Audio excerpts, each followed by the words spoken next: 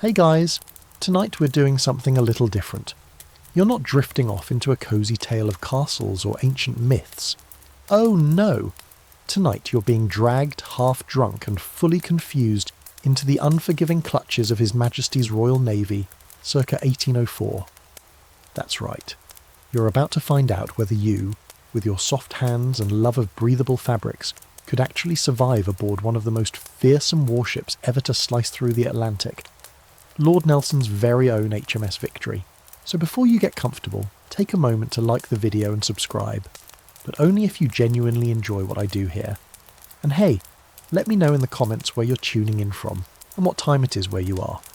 Now dim the lights, maybe turn on a fan for that soft background hum, and let's ease into tonight's journey together.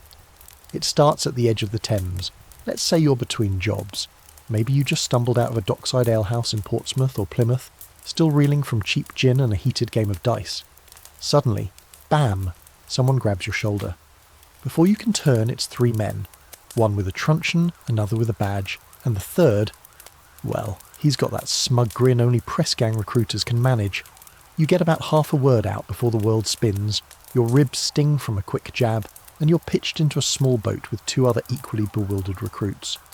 You come to just as the boat bumps against the hull of a massive warship.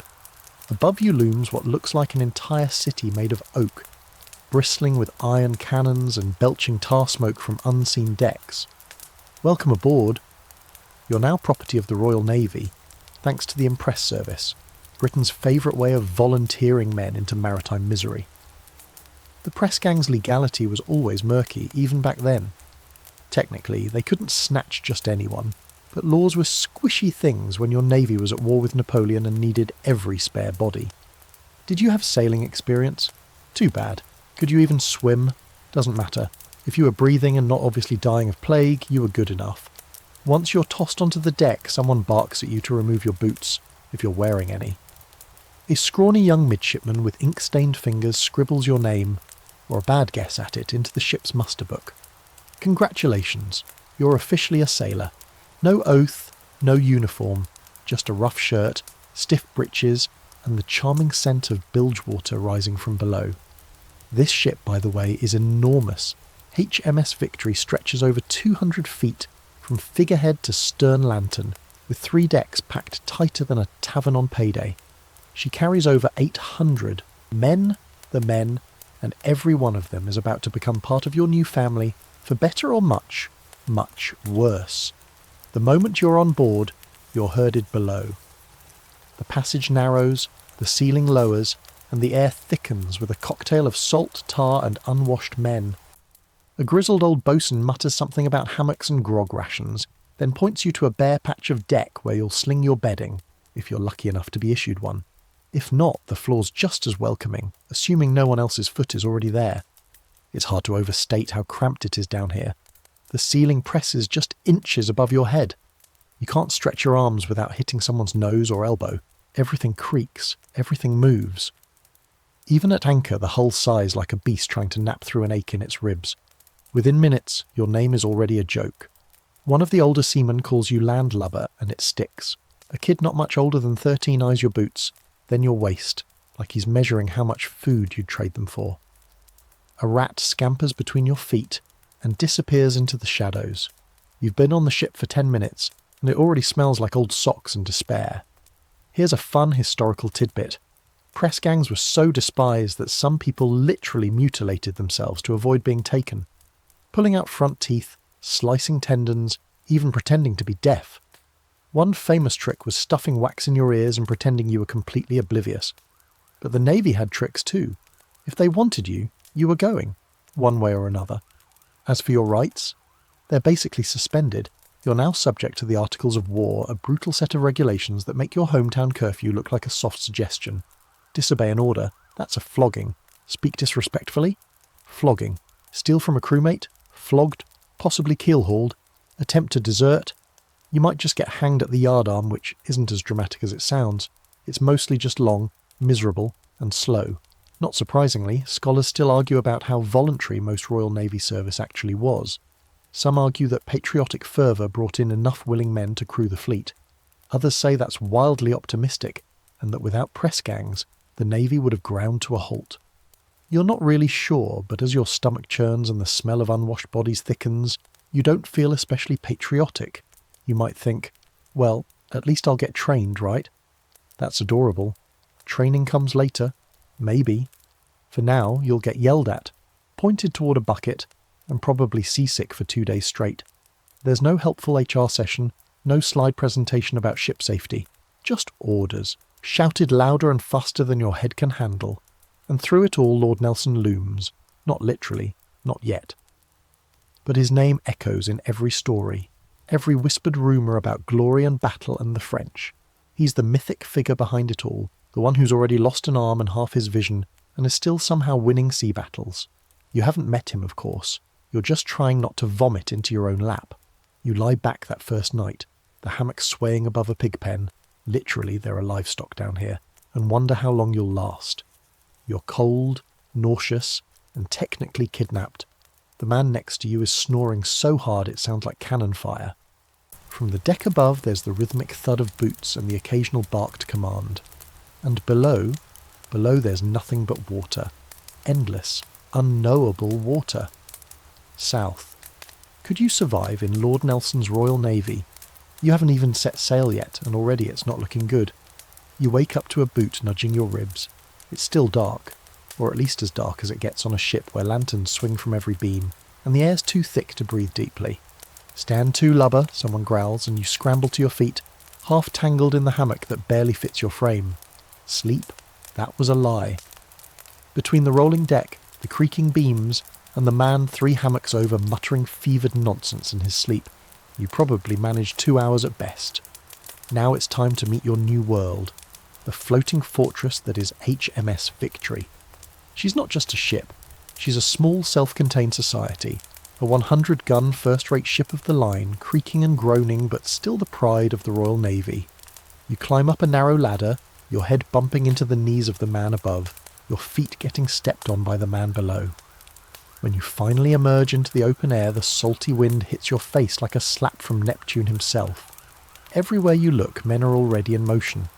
Some are swabbing the deck, others are heaving ropes in rhythmic grunts, and a group of powder monkeys, barefoot boys no older than 12, are running drills with mock cartridges. You try to find somewhere to stand without getting yelled at or tripped over, and that's when it really hits you. This ship is a machine. Every man has a part and you don't. Yet. The Victory is vast. She's almost 230 feet long and over 50 feet wide at her beam. That might sound roomy until you realise she carries more than 800 men squeezed into her belly like anchovies in a barrel. The decks are stacked. Upper deck, middle gun deck, lower gun deck, orlop, hold. There are staircases so narrow you have to turn sideways just to pass, and some spaces require you to stoop or crawl, especially if you're taller than 5'5", which you probably are. Not a lot of ergonomic design going on here. A boatswain's mate hands you a mop and tells you to get to work. Deck won't scrub itself, he says, with a grin full of missing teeth. You take the mop and start slopping seawater over the planks, trying not to slip. It's like doing chores inside a tumbling barrel while men shout around you in 6 different accents. Some of these guys are Scottish, others Irish, others dragged in from Caribbean outposts or the American colonies. Communication is half guessing, half yelling. Below decks, the place is even wilder. You're shown the galley, a smoky hole with a brick stove called a caboose. There's also the magazine where gunpowder is stored, guarded like a royal vault. You're not allowed near it, not even close, unless you're a powder monkey or an officer. Then there's the sick berth, which already reeks of something awful, and the brig, a glorified closet with a set of iron shackles and a smell that suggests many men have vomited there, and not all of them live to regret it. You pass by the officers' quarters and glimpse a world entirely separate from yours. Soft chairs, books, porcelain dishes. Officers don't live in filth. They dine on better food, drink better wine and get actual beds. The divide between officer and sailor is huge and always, always visible. You can't even speak to one unless spoken to first, and even then you'd better choose your words like you're stepping through a minefield. Still, even in this madness, the ship has its rhythm. Men rise before dawn, eat hard tack and salt beef, drill at the guns, climb the rigging, polish the brass. Repeat day after day. It's harsh, relentless, but strangely hypnotic. You begin to understand that this ship isn't just a tool of war, it's a living creature. The wood creaks with each swell, the sails flap like lungs drawing breath, and the men are its bloodstream keeping it alive. Now, here's something you probably didn't expect. Every part of the Victory is covered in tar, pitch and grease. Not because they liked grime, but because wood rots fast at sea. To fight off mould, barnacles and bugs, the hull's caulked, the ropes soaked in tar, and even your hair gets powdered to keep lice away. The smell is constant. Hot pitch and unwashed bodies, mixed with the faintest trace of rum. You'll never forget it. And about those bugs, oh yes, the ship is infested. Weevils in the biscuits, maggots in the meat, and rats everywhere.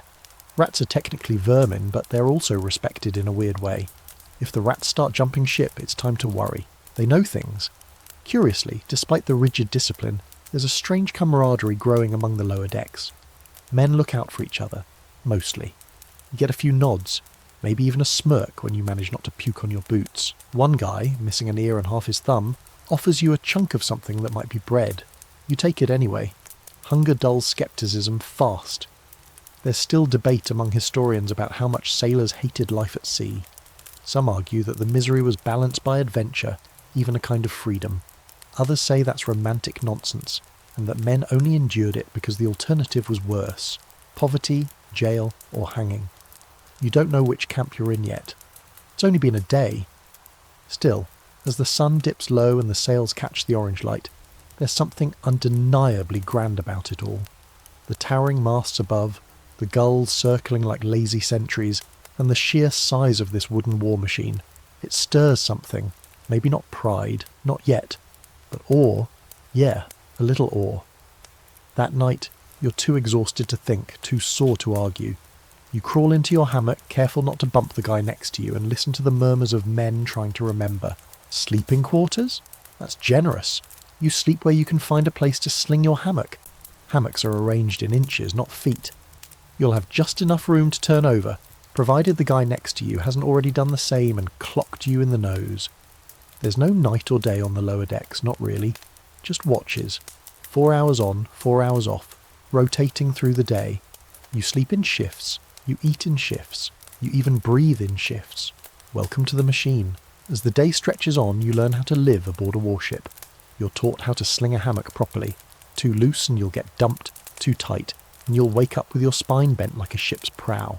You practice clearing for action, which means stuffing your bedding into nets above deck in case a cannonball tears through. The bedding helps catch shrapnel and, in theory, prevents it from turning into deadly confetti. You're also told where to stand when a gun fires, behind it, never to the side. Men lose limbs just from recoil. There's a communal mess, a barrel used as a table, a ladle, and the hope that the cook didn't burn everything. The cook, for the record, is technically a sailor, not a chef, and his kitchen consists of a single fire in a brick oven bolted to the deck. He does what he can, but let's be honest, you're mostly just hoping not to get dysentery. You start to see the invisible systems that make the ship tick. There's a man whose entire job is to pump water out of the hull, all day, every day. There's another who sharpens tools, another who polishes brass, another who hauls human waste overboard during the night. You even spot a guy nailing copper sheets to a spare rudder, because yes, there's a spare rudder. Of course there is. That's the Royal Navy for you. Terrible at feeding you, excellent at planning for disasters. Historically, the lower decks were home to both the most hardened veterans and the greenest recruits. It made for a strange cultural soup. You had men who'd fought at the Nile or the glorious 1st of June bunking next to boys who had never even seen the ocean before being pressed into service. There's also the occasional stowaway turned sailor, or a former prisoner given the opportunity to earn his freedom at sea. Fun fact, the Navy sometimes recruited directly from debtors' prisons. So if your bunkmate smells like failure and gin, now you know why. There's one quiet debate among historians about just how bad lower deck life really was. Some argue that once you got past the filth and fear, there was actually a strange sense of pride, even community among the crew. You worked hard, you endured, and in battle, you stood shoulder to shoulder with your mates. Others say that's a modern rebranding and that it was misery with extra steps, punctuated by rare moments of terror. After a few days aboard, you lean toward the latter. Still, you begin to develop strange skills. You can now tie 4 kinds of knots, sleep through cannon drills, and eat maggoty biscuits without flinching. Your nose has adapted. Your back has calloused. You've even figured out which bucket is for bathing and which one is for not bathing. A very important distinction. You're still the lowest of the low, but you've found your rhythm. A man grins at you when you don't flinch at a rat scurrying over your foot. Another nods when you correctly coil a rope without being told. It's not much, but it's survival. And in Lord Nelson's navy, survival is victory. That night you stretch out in your hammock, the ship groaning softly around you. You're exhausted, scratched, possibly mildly infected, but you're still here. Somewhere up on deck the stars shine coldly over the open sea, and for the first time you feel a flicker of understanding. Maybe not belonging, not yet. But you're starting to get how this place works, and how you might just survive it. You've been on the ship a week now, and already you're learning that survival isn't just about not dying. It's about navigating the social gauntlet that is HMS Victory. Forget the cannons for a moment. Forget the stormy seas and the risk of falling from a 100-foot mast.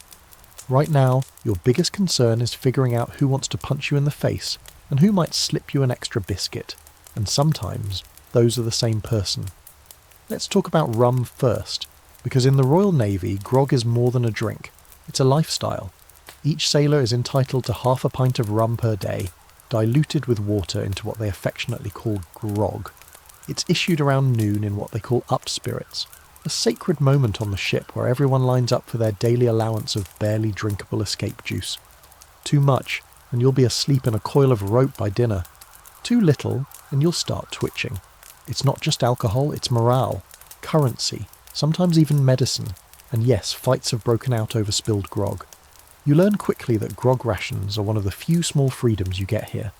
The Navy knows what it's doing. Keep the crew just tipsy enough to forget the rats and the beatings, but sober enough to reload a cannon at a moment's notice. The official policy says it's watered down to prevent drunkenness, but let's be honest, after a few weeks of near starvation and salt beef, even a thimbleful goes straight to your skull. Of course, with alcohol comes gossip, and oh, there is gossip. The lower deck is basically a floating high school, if that high school had 800 men, no showers, and frequent amputations. You hear everything. Who's in trouble? Who snuck below decks with one of the gunner's daughters last time they were in port? Who secretly stole extra biscuits from the stores? Who's likely to get flogged next? You also hear the whispered myths. One particularly grizzled sailor claims that the ghost of a French sailor haunts the ship's hold, where he drowned during a prize raid. Another swears the third cannon on the port side is cursed. It's misfired twice and killed a man each time. Do you believe any of it? Maybe not. But you start noticing that no one wants to bunk near that cannon. Now, about the crew itself, it's a full-on ecosystem. At the top are the officers, untouchable, distant, and so well-dressed you suspect their coats are tailored by angels. You don't speak to them unless spoken to, and even then, you keep your eyes down and answer with "sir." Below them are the warrant officers and petty officers, the boatswain, the gunner, the carpenter, and the sailmaker. These guys keep the ship from falling apart and have the kind of power that comes from knowing how everything actually works. Then there are your mates, the able seamen, the ordinary seamen, the landmen, that's you, and the boys. The able seamen are gods compared to you. They can climb the rigging in their sleep, tie knots with one hand, and survive 3-day storms without spilling their rum. Ordinary seamen are a step down, less skill, more back pain. Landmen are fresh meat. You are the lowest of the low. You fetch things, you swab, you carry, you listen, and above all you don't talk back. And then there are the rivals. Because oh yes, rivalries exist. Maybe it's 2 men vying for favour with a petty officer. Maybe someone accused someone else of cheating at dice. Or maybe, like with you, some people just don't like your face. There's one guy, an Irishman with a missing finger and a permanent squint, who seems determined to find fault with everything you do. You coil a rope wrong, he shouts. You get in his way once. He shouts louder. His name's O'Malley, and his favourite pastime appears to be making sure you never forget your place. But you're not entirely alone. There's a powder monkey named Elias who's taken a shine to you. He's probably no older than 12, but he's got the confidence of a man twice his age and the mouth of a veteran dock worker. He shows you the best spots to sneak a nap, how to rig your hammock so it doesn't dump you out mid-sleep, and where the rats tend to nest so you don't lay your head down on one. One evening, as the sun sets, and the air finally starts to cool, Elias pulls you aside and shows you a hiding place in the hold. "It's where the cook stashes real flour," he says, grinning. "Sometimes he sneaks a cake for the officers. You ever had real cake?" You haven't. He hasn't either. But the thought of it is enough to spark a full-blown fantasy. Warm, soft, sweet. Everything your diet lacks. There's something oddly heartwarming about this filthy floating brotherhood. These men are rough, sure. Some are thieves, others drunks, some both. But they're the only family you've got out here. You learn who snores the loudest, who'll share a dry blanket during stormy nights, who'll help you haul a full bucket without being asked. And humour, weirdly, is everywhere. It's crude, often disgusting, and always shared in whispers, but it's real. Men make jokes about their own missing fingers, their infected feet, the time the captain tried to flirt with an admiral's wife and almost caused a diplomatic incident. You even hear songs, shouted more than sung, about pigs falling overboard and captains with wooden legs who still somehow manage to dance during port celebrations. There's a fringe belief among the crew that animals aboard ship are good luck. Dogs chase rats. Cats do too. Pigs are food, sure, but also morale. And one parrot, owned by a marine sergeant, is rumoured to have cursed a man to fall from the rigging just by squawking at him. You don't believe it, but you also don't make eye contact with the parrot, just in case. Among all this, there's still the ever-present sense of danger. Every creak of the hull might be the precursor to a leak. Every argument might end in a knife fight. Every roll of the ship might throw someone overboard, never to be seen again. But somehow, the ship doesn't feel like a prison anymore. It feels alive, dirty, loud, and unforgiving. But alive. That night you lie back in your hammock, O'Malley's glare still fresh in your mind. Elias snoring beneath you, the ship rocking like a lullaby. You're bruised, sore, and exhausted. But you're learning the ropes, literally and socially. And as the ship creaks and settles for the night, you think, maybe, just maybe, you've found your sea legs. Your back aches. Your hands are blistered. There's a rope burn on your shoulder and your toes are perpetually damp. Welcome to your first week of real, full-duty service aboard HMS Victory. This isn't the warm-up act anymore. This is the main event. The unending parade of drills, chores, commands and rituals that keep the ship functioning and the officers from yelling directly into your ear hole.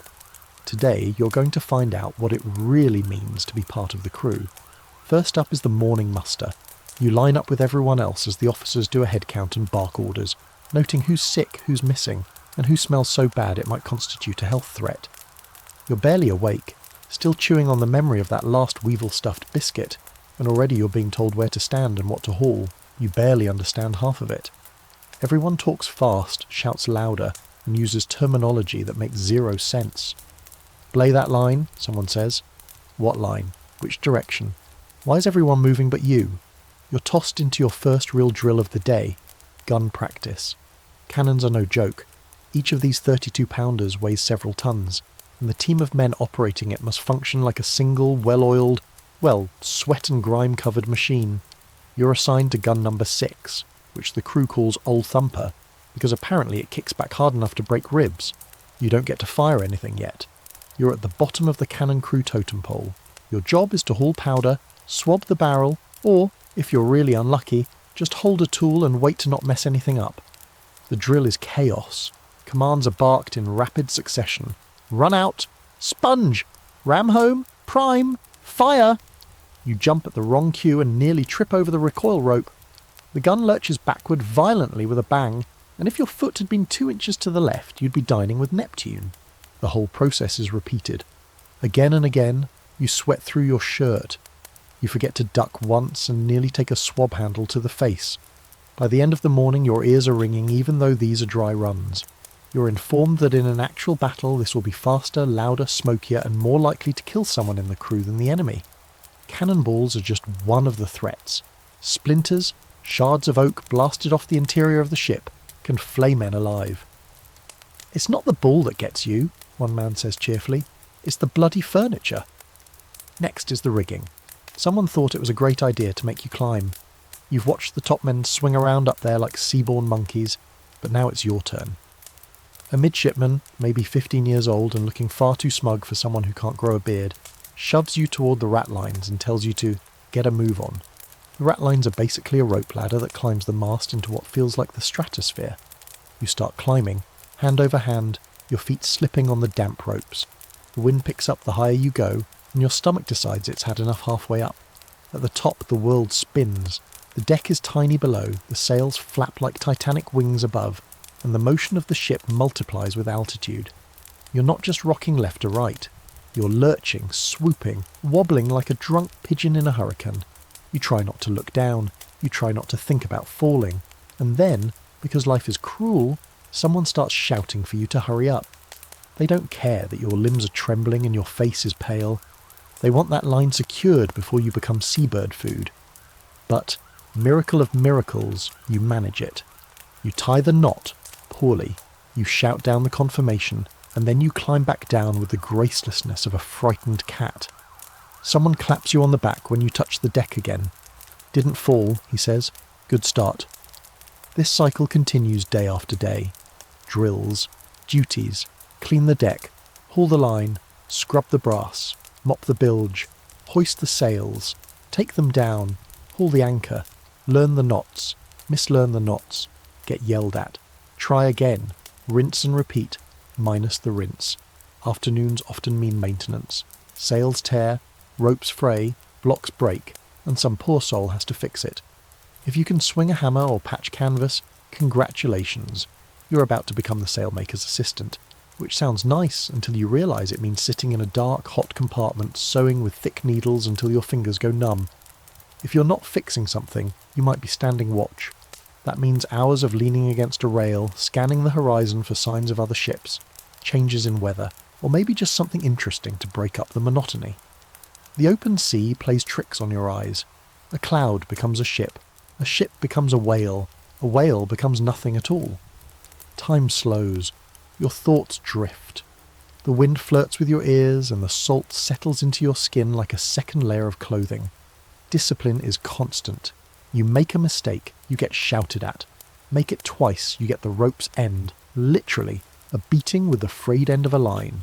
Do something worse and you might be clapped in irons or sent to the mast for flogging. You see it happen once.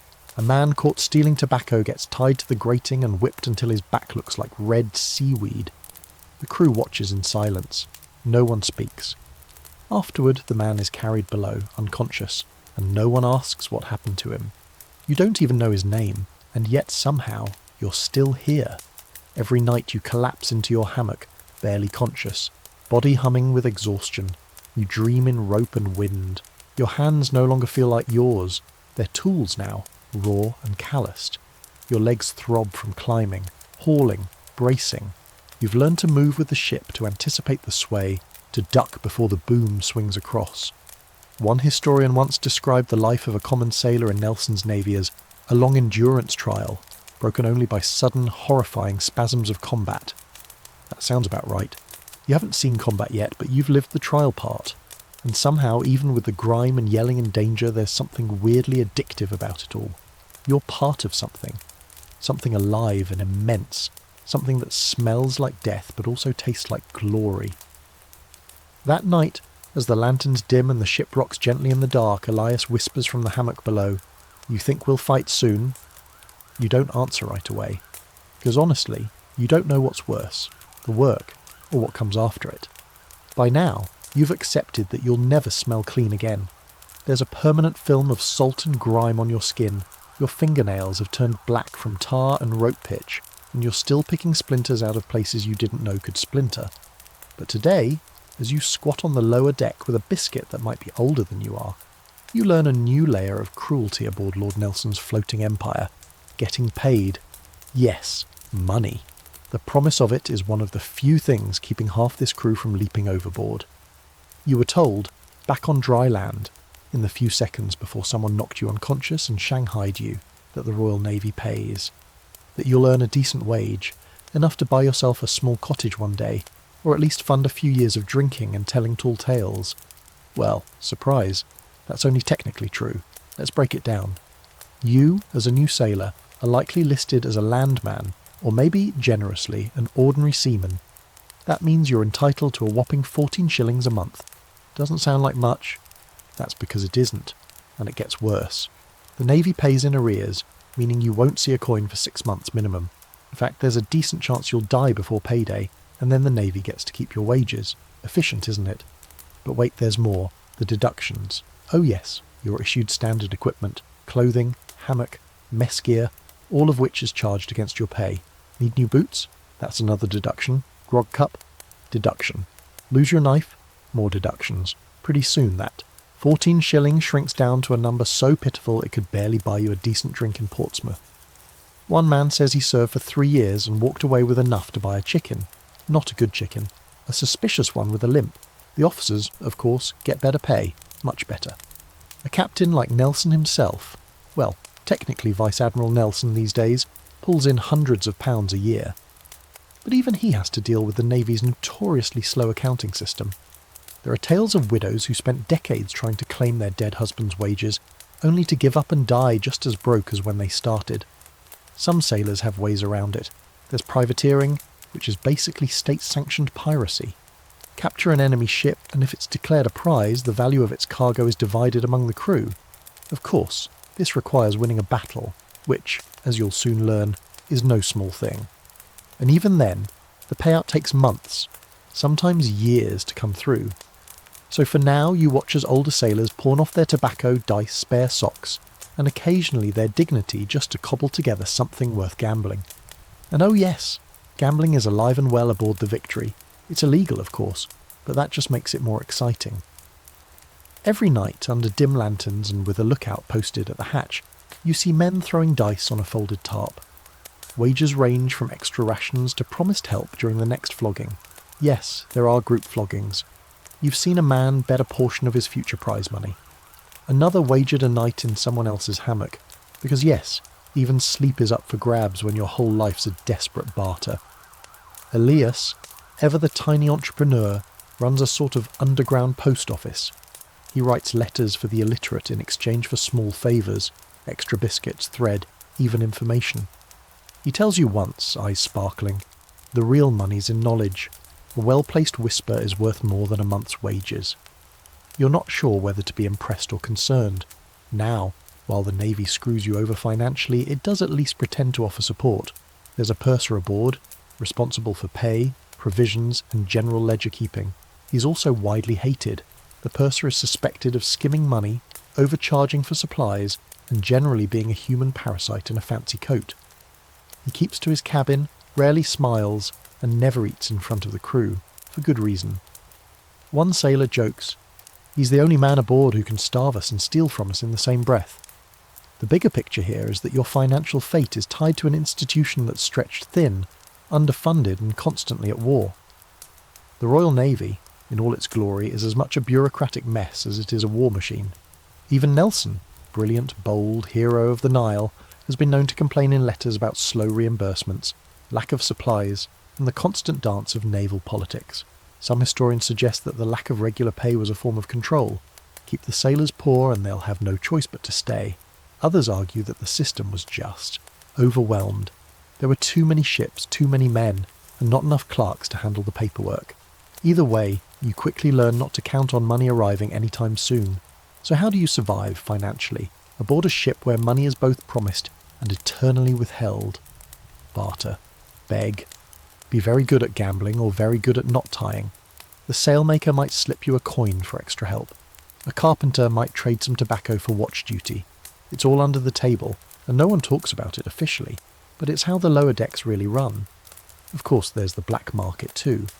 Oh yes, aboard even the most disciplined ship, someone's smuggling something. Brandy hidden in barrels, stolen powder sold to other ships, even letters to be slipped ashore secretly. There's an entire hidden world of trade beneath the official Navy surface, and while you're not deep enough in yet to see all of it, you catch glimpses. A quiet handoff behind the boatswain's locker, a whispered deal near the galley, a sudden wealth of fresh biscuits in one man's possession that definitely didn't come from ration stores. You ask a veteran sailor how he made it through 5 years without losing his mind over the money. He grins, taps the side of his head and says, "You don't live for the pay, lad." You live for the moment they call battle stations, and you get to earn your prize the real way, fast and bloody. You're not sure that's comforting. That night you stretch out in your hammock and do a little mental accounting. So far you've technically earned around £3, but after deductions, fines and administrative delays, your actual payout is closer to absolutely nothing. You laugh a little, what else can you do? And roll onto your side, listening to Elias whistle some rude little tune in the darkness. Money or no money, tomorrow you'll haul the lines, clean the deck, load the guns, and maybe, just maybe, live long enough to not get paid again. You don't notice it at first. The fatigue masks everything. You wake up tired, eat tired, swab decks tired. But then you see the man in the hammock beside yours, a thin, pale streak of a human, coughing so hard it sounds like he's trying to eject a lung. His hands tremble when he lifts his grog mug. You watch him wince as he chews a biscuit, rubbing at his bleeding gums. Then the smell hits you, something sour, something off, and you realise you've met your newest shipmate. Disease. There's no escaping it. Not on a ship like HMS Victory, packed to bursting with men, livestock, mouldy food, and air so thick you can taste it. There's no breeze below decks. The heat pulls in the orlop like a fever, and bodies pressed shoulder to shoulder are the perfect petri dish. You've seen rats run over sleeping sailors' faces, lice crawling through shirts, and the ship's cat give up entirely and sleep on a cannon because even it doesn't want to deal with the lower deck's infestation anymore. The big one, the thing everyone whispers about, is scurvy. And no, it's not just about oranges. It's a slow, rotting slide into misery. It starts subtle. Fatigue, irritability, bleeding gums. Then come the blackened teeth, the strange bruises, the way a small cut suddenly refuses to heal. Some men go mad. One man, already half deaf from cannon drills, begins scratching obsessively at his legs until he tears open the skin. He dies 2 days later, babbling about saltwater skeletons. No one says the word scurvy, but everyone knows. And then there's dysentery, the bloody flux. You know someone's got it when they start running for the head multiple times an hour, clutching their gut and groaning. The head, for the record, is a hole in a wooden bench over the side of the ship, barely shielded from wind or wave. It's fine when the seas are calm. When they aren't. Let's just say aim becomes a real challenge. You do your best to stay clean, but the odds aren't in your favour. Water's limited and mostly saved for cooking or drinking. You can bathe in seawater when ordered to, but too much of that and your skin starts to crack. You learn to scrub your hands with sand, wipe your knife on your shirt and hope that if something itches it's just a bite and not the start of something worse. Still, you see some men keep going even with sores on their legs and fever in their eyes. Why? Because reporting sick is a gamble. The surgeon might treat you, or he might shrug and say there's nothing to be done. Supplies are limited. If your illness doesn't threaten the entire crew, you're handed a damp rag and told to get back to work. Some men fake health just to avoid the sick berth because they know once you go down there, odds are you won't come back up. Speaking of the surgeon, he's a fascinating figure. Equal parts doctor, butcher and mortician. He wears a blood-stained coat and keeps his tools in a chest that looks more suited for woodworking than medicine. You've heard stories. In battle he works by candlelight, sawing through limbs with the speed of a man slicing meat.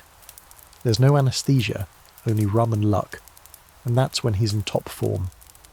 Day to day he mostly deals with infections, parasites, fevers, and wounds caused by accidents, men falling from the rigging, crushed fingers, or the occasional fistfight gone too far.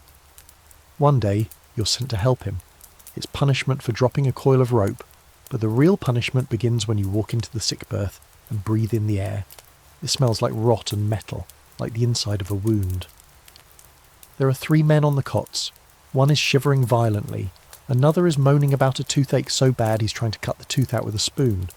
The third is just staring at the ceiling, his lips moving in a silent prayer. Or curse. It's hard to tell. The surgeon nods at you. "Hold him down," he says, pointing to the moaning one. You freeze. "Now," he snaps.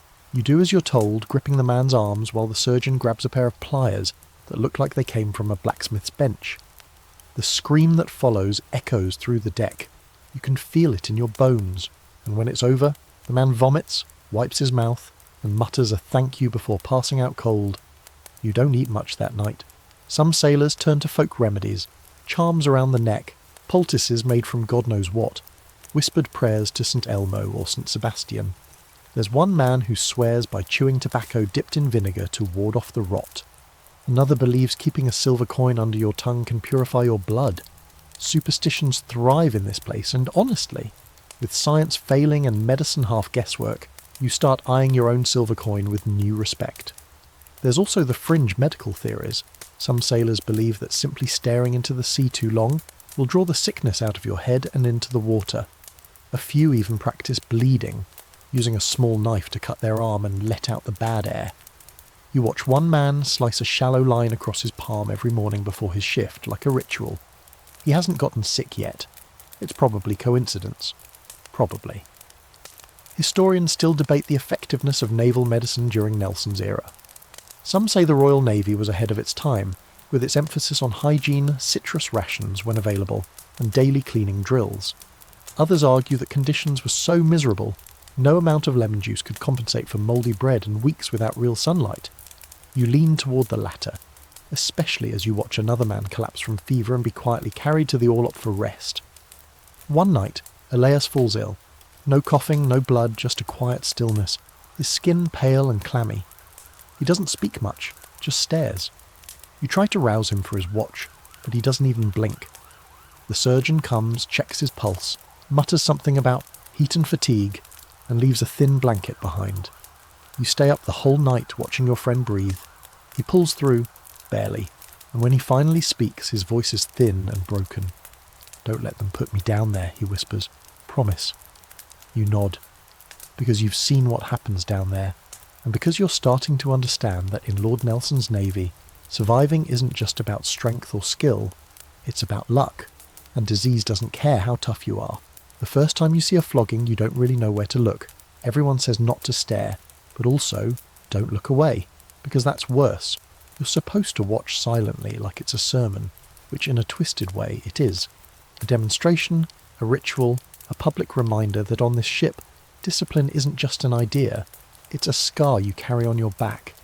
You lean against a bulkhead, arms crossed trying to blend in. Your stomach already knows what's coming. It starts with the boatswain's mate calling out the offence in a clear, loud voice. Neglect of duty, insolence, striking a fellow sailor. The offences vary. Sometimes they're big, sometimes so trivial you wonder if the officers just enjoy cracking the whip. Today, the man being punished is a lanky, foul-mouthed topman named Briggs, who dared to call a midshipman a saucy brat, which in fairness he absolutely is. Still, the words were loud enough to be heard by an officer, and now Briggs is tied to the grating, shirt stripped off, spine arched in tension. Then comes the cat-o'-nine-tails, a name that sounds like something from a pirate novel, but there's nothing romantic about it. It's a short whip with 9 knotted cords, each one stiff with dried salt and sweat, sometimes even blood. The boatswain's mate doesn't swing like a man punishing. He swings like a man rowing a boat. Efficient. Brutal. Each lash cuts across Briggs' back with a crack so sharp it turns your spine to ice. There's no crying out. At least, not from Briggs, but you flinch anyway. Every man does, a silent wince rippling through the crowd. 10 lashes. 15. 20. The mate doesn't slow down and the blood doesn't really pour. It seeps, slow and sticky, soaking into the wood beneath him. By the time it's over, Briggs is barely conscious, trembling like a leaf in a hurricane. The worst part? This is considered a mild punishment. You help carry him below afterward. It's the unspoken rule. Don't make a man walk after he's been flayed. As you hoist him under the arms, you see his skin is shredded, raw and angry. The surgeon takes one look, sighs and mutters. Another one. He doesn't even seem upset. It's just Tuesday. Discipline aboard HMS Victory is as old as the Navy itself, and just as cruel. It's structured, codified, and completely arbitrary. The Articles of War, written by someone with a particularly vivid imagination and a deep hatred of joy, list over 30 ways you can be punished, including death for everything from mutiny to sleeping on watch. Flogging is the usual go-to, but there's also starting, a slap or punch from an officer, time in irons, extra duty, or a good old-fashioned verbal shaming. You're told that in rare cases men have been keel-hauled, dragged beneath the ship from one side to the other. Most die. The ones who don't are never quite the same. The officers claim it's about maintaining order. But with 800 men in one wooden box, strict discipline is the only thing standing between command and chaos. And maybe they're right. But there's also something performative about it, like they want you to see it, to absorb it, to carry the fear in your bones so you never even think about stepping out of line. What really gets you is how fast it becomes normal. After a few weeks, flogging becomes just another part of the day. You eat, you swab the deck, you watch a man scream into the mast, and then you go polish brass. No one talks about it, but it's there, always there, like a storm on the horizon that never quite arrives, but never disappears either. You're lucky so far. You've been chewed out, slapped, and once had a boot thrown at you, but no lashes yet. O'Malley came close to getting you in trouble once, claimed you were shirking your duty during a sail drill, but Elias stepped in and covered for you, saying he'd asked you to help him fetch powder. You owe him now, big time. Sometimes you wonder how far the officers would go if pushed. There's one midshipman who seems to enjoy giving orders just to hear himself speak. He once punished a man for looking lazy. Not being lazy, looking lazy.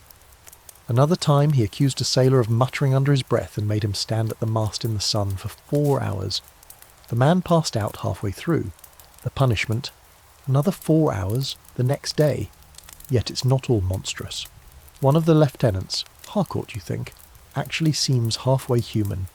He walks the decks, talks to the men without shouting, and even helped carry water to the sick berth once. That kind of behaviour gets noticed. Not always liked, but noticed. Some say it's a sign of weakness. Others say he used to be a sailor himself. If that's true, it explains a lot.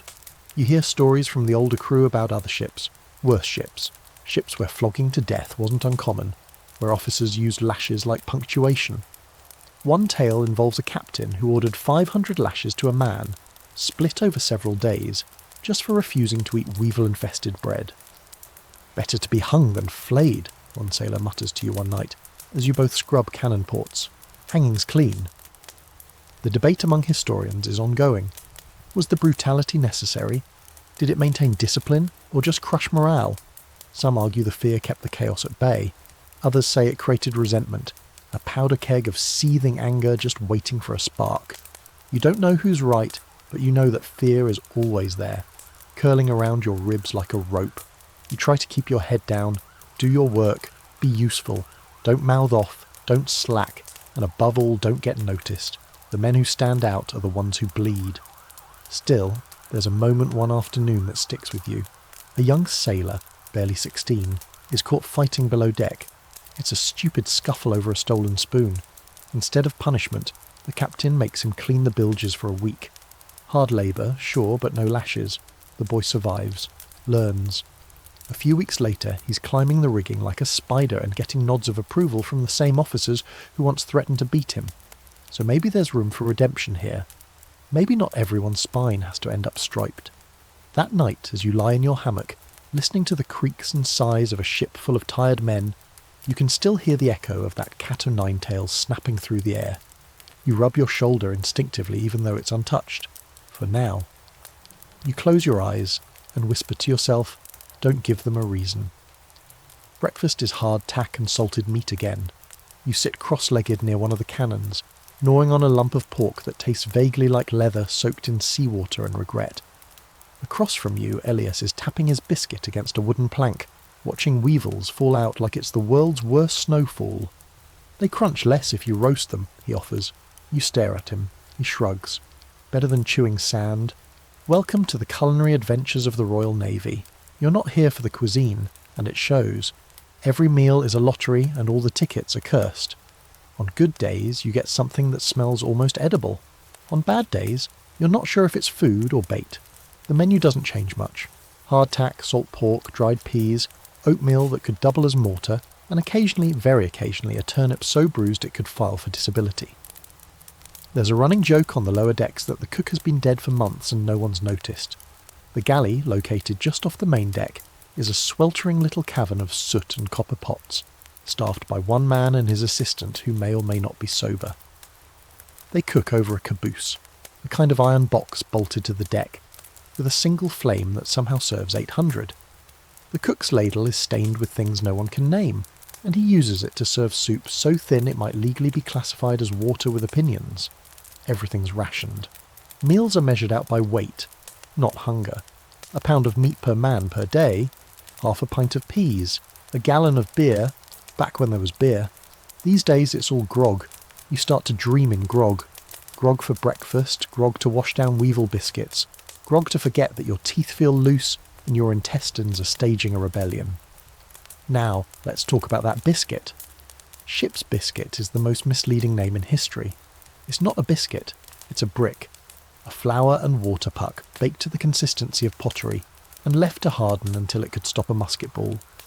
Some men soften it in grog, others soak it in soup. One guy tries to break his open with a hammer and sends crumbs flying into the gun crew's faces. That earns him a very loud, very educational response from a burly gunner who hasn't smiled since 1798. And meat. Oh, the meat. Salted beef or pork, packed into barrels and soaked so thoroughly in brine that it turns grey. You're told it was slaughtered a year ago. Possibly two. The smell hits you before the taste does. Once you do taste it, it's all salt, stringy texture and bone splinters.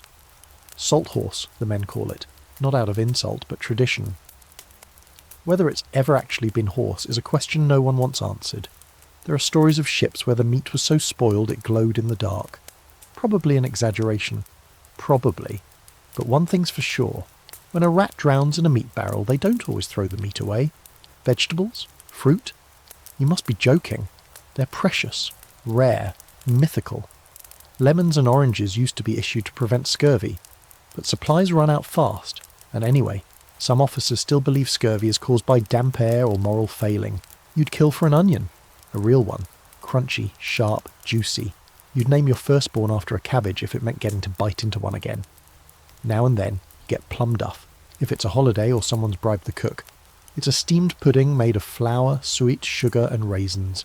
It's also roughly the size and density of a cannonball.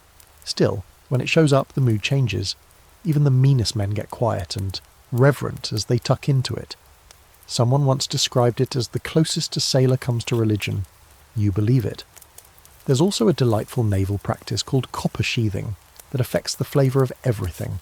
The ship's water tanks are lined with copper to keep mould at bay, but the side effect is that your water starts to taste like old pennies. Every cup has a metallic tang. No wonder the men beg for grog. It dulls the taste, if not the existential dread. The ship's stores are managed by the purser, and you already know he isn't winning any popularity contests. Accusations of theft are constant. "He's got his own cask," someone mutters once, pointing to a sealed barrel in the corner of the hold, filled with real meat, maybe even chicken. Of course, no one's ever seen it opened, but the rumour persists. Some of the crew supplement their diet with rats. Yes, rats. They're everywhere, scampering over beams, nesting in sails, chewing through biscuit bags. One enterprising seaman set traps and sold the catch to desperate men who were too tired to care what meat sauce they were chewing. Fried over a lamp flame and salted, it's not half bad, Elias tells you once, you almost gag. A few sailors try fishing when the weather allows, tossing lines over the side and praying for something that doesn't have scales made of despair. When someone does catch a fish, it's like Christmas and payday and Trafalgar rolled into one. The officers often claim the best bits, of course, but now and then, a sliver of something fresh finds its way to the lower decks, and suddenly men are smiling again. Fringe fact for the night: some sailors believed that whistling in the galley would anger the devil and make the food worse, so there's a strict no-whistling policy while meals are being prepared. No one can prove it works, but no one's willing to test it either. Not when the pork already smells like wet rope. Historians argue whether the food was truly as bad as sailors claimed. Some point out that the Royal Navy's diet was actually superior to what most land-based poor had to eat. Others argue that being at sea for months with no fresh food, limited water, and spoiled rations eroded morale more than battle ever could. You're inclined to agree with the latter. By now, you've learned all the little tricks. You know which barrels hide the driest biscuits. You've memorised the rotation of rations. You've made peace with the fact that your favourite meal is now the one that doesn't make you gag. And when Elias hands you a piece of rat jerky with a grin, you don't ask what it is. You chew it, you swallow, and you say, "Not bad." That night, lying in your hammock with a stomach half full and a head full of questionable nutritional decisions, you drift off thinking about oranges. Whole, round, glowing oranges. You can almost taste them. Sweet, juicy, beautiful. You wake up chewing your blanket. Some days the sea forgets it's supposed to move. The sails hang limp like wet laundry, and the ship rocks in place with a lazy, aimless sway. No wind, no sound, except the creaking of timbers, the occasional flap of canvas, and the distant slap of water against the hull. It's called the doldrums, and it might be the most dangerous condition you've experienced yet, not because it threatens your life, but because it threatens your mind. At first, you think it's a blessing. After weeks of squalls, high winds, and the constant rolling and pitching, a little calm seems nice. The rigging stops squealing like a banshee. You can walk across the deck without being flung into the scuppers. Even your hammock sways gently like a lazy cradle. But then the hours stretch, then the days, then you feel it, the stillness getting inside you. The crew turns restless fast.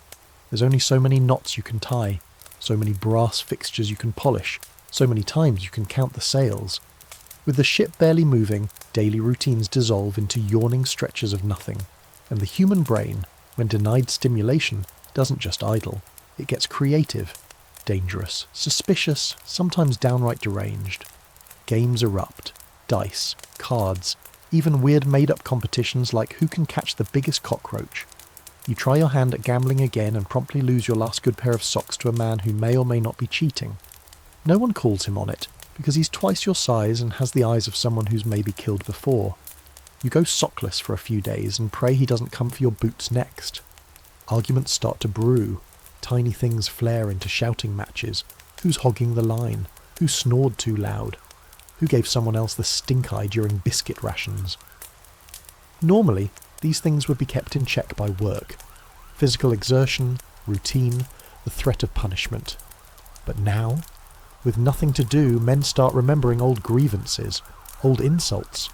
One guy's still bitter about a broken pipe that went missing 2 months ago. Another claims someone stole his spoon. Again. One fight breaks out near the galley over a spilled cup of grog. The cook's assistant steps in to separate the two men and gets elbowed in the face for his trouble. He retaliates with a ladle, and suddenly 3 more sailors are involved. You're ordered to help break it up. By the time it's done, one man has a bloody nose, another a black eye, and everyone is confined to quarters, which, on this ship, is like telling someone to sit in the time-out corner inside a sardine tin. The officers respond to the growing tension by ordering more drills. Gun drills, rope drills, fire drills. One morning, they make you load and unload a cannon 12 times in a row just to keep sharp. By the 6th repetition, you're soaked in sweat and your arms are trembling, but no one dares slack off. Not now, not with nerves this frayed. You're sent to scrub the deck again. You've already scrubbed this spot yesterday, and the day before, the wood doesn't even look like wood anymore. It's so clean it might as well be marble. But you scrub anyway, while the sun bakes the back of your neck and your shirt sticks to your skin like glue. Anything to keep moving. Reading would help maybe, but books are rare and mostly hoarded by the officers. You manage to snag part of a waterlogged almanac someone tossed aside. You read the same 3 pages about tides and lunar cycles over and over until you can recite them in your sleep. You trade it for a scrap of charcoal and spend one afternoon drawing faces on the cannonballs. It seems funny at the time. Later you find one staring at you from the dark and nearly fall backward into the powder locker. Elias tries to lift spirits by teaching the younger boys a song he made up. It's mostly rude lyrics about officers and livestock, but it gets a few chuckles. Then someone reports him for insubordination in rhyme, and he's denied grog for 2 days. You sneak him half your ration. He says thanks and hums louder the next night. You're both in the purser's bad books now, but honestly, worth it.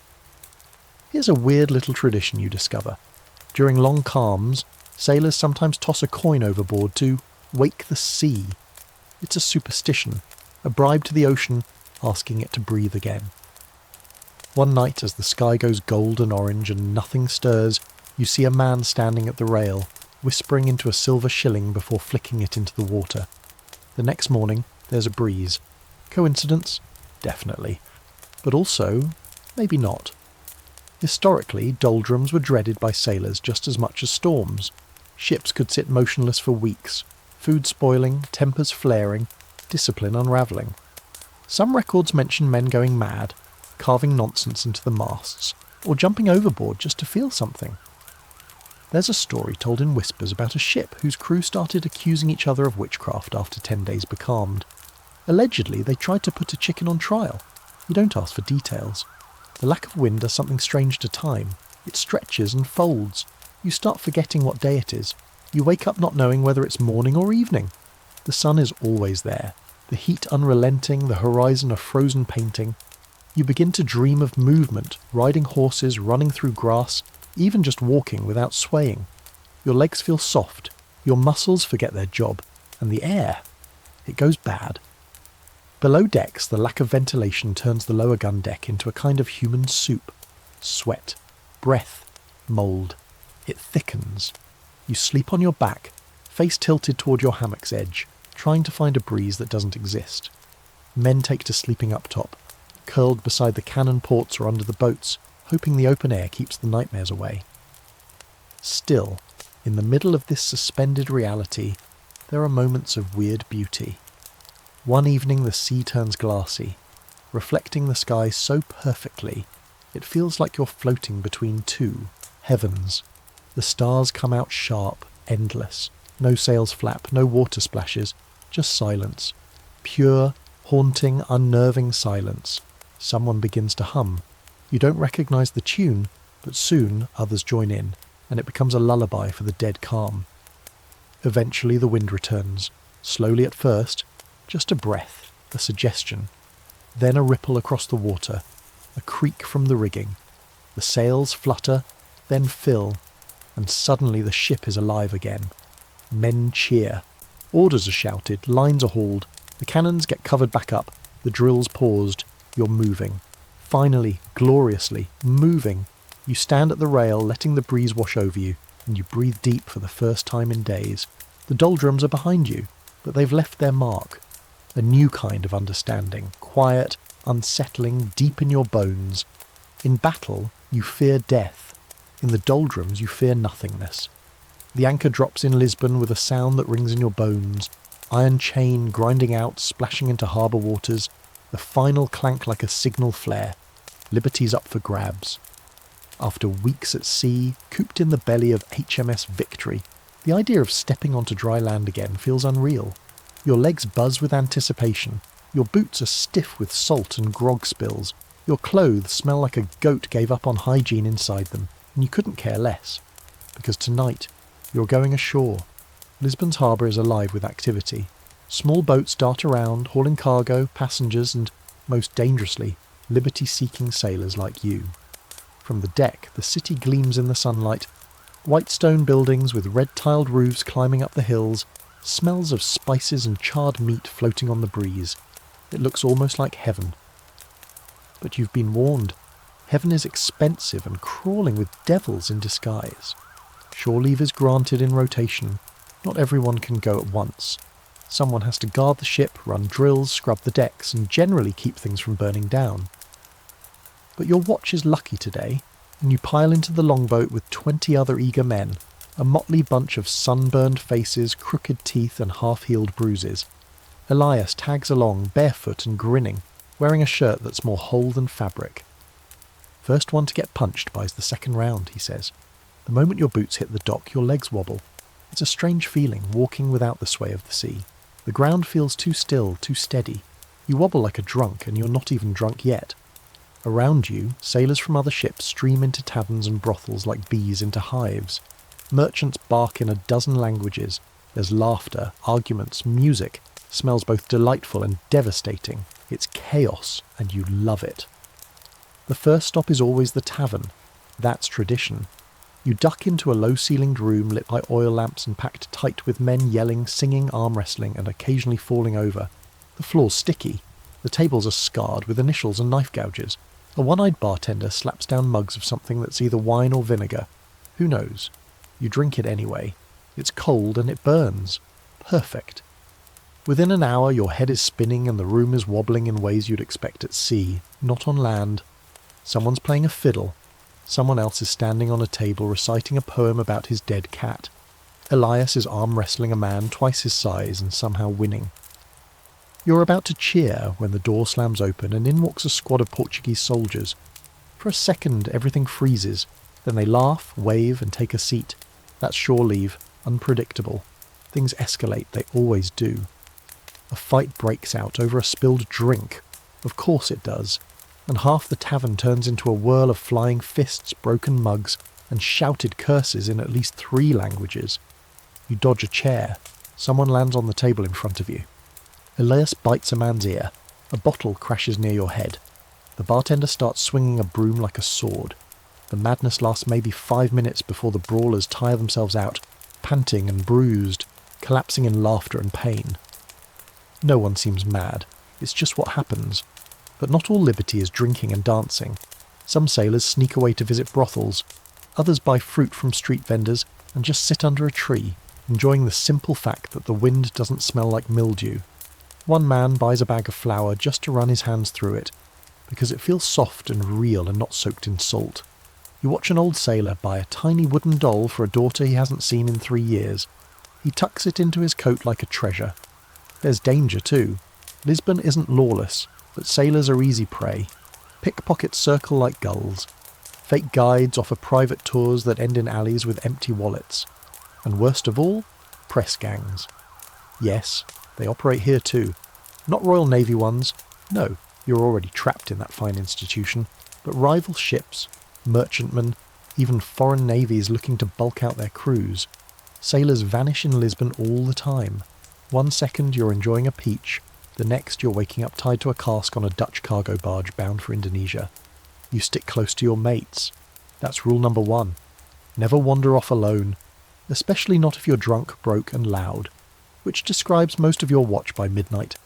You and Elias sit near the docks, munching on grilled sardines from a vendor who can't stop smiling, probably because you overpaid him by a factor of 10. Best meal I've had in months, Elias says, mouthful. He's right. It's warm, salty, oily and fresh. For the first time in weeks you feel full. But there's a sobering moment too. Near the edge of the harbour you see a group of 6 sailors being loaded onto a boat. They're not going back to the Victory. They're being left behind. Maybe they'll recover in a hospital, maybe not. One man is too weak to lift his head. Another tries to wave but drops his hand halfway through. They don't look scared, just tired, deep, bone-tired. You know that look. You've worn it. You hear stories about men deserting here, slipping away into the alleys, selling their uniforms, finding a new life inland. Portugal's not England. You could vanish here. Change your name. Find some farm to work or a tavern, or maybe just disappear altogether. It's tempting. So tempting. But you know the risks. If they catch you, it's the lash, or worse. And there's a strange truth pulsing underneath it all. You belong to the sea now, like it or not. Elias seems to read your mind. We run, he says. We die. He tosses his fish bones into the water and stretches. Let's go back before I start getting smart ideas. The longboat ride back to the Victory is quiet. Most of the crew is asleep, snoring and sagging like sacks of grain. You stare at the silhouette of the ship against the moonlight. Tall masts, square sails furled tight, flags fluttering in the breeze. It's ugly and beautiful and terrible and somehow still home. You climb aboard, boots dragging, breath still reeking of wine and salt. You collapse into your hammock, your belly full and your brain thick with images. Sardines, street songs, bruised faces, firelight, and that one perfect moment when the wind caught your hair and made you feel human again. For a few hours, liberty was real.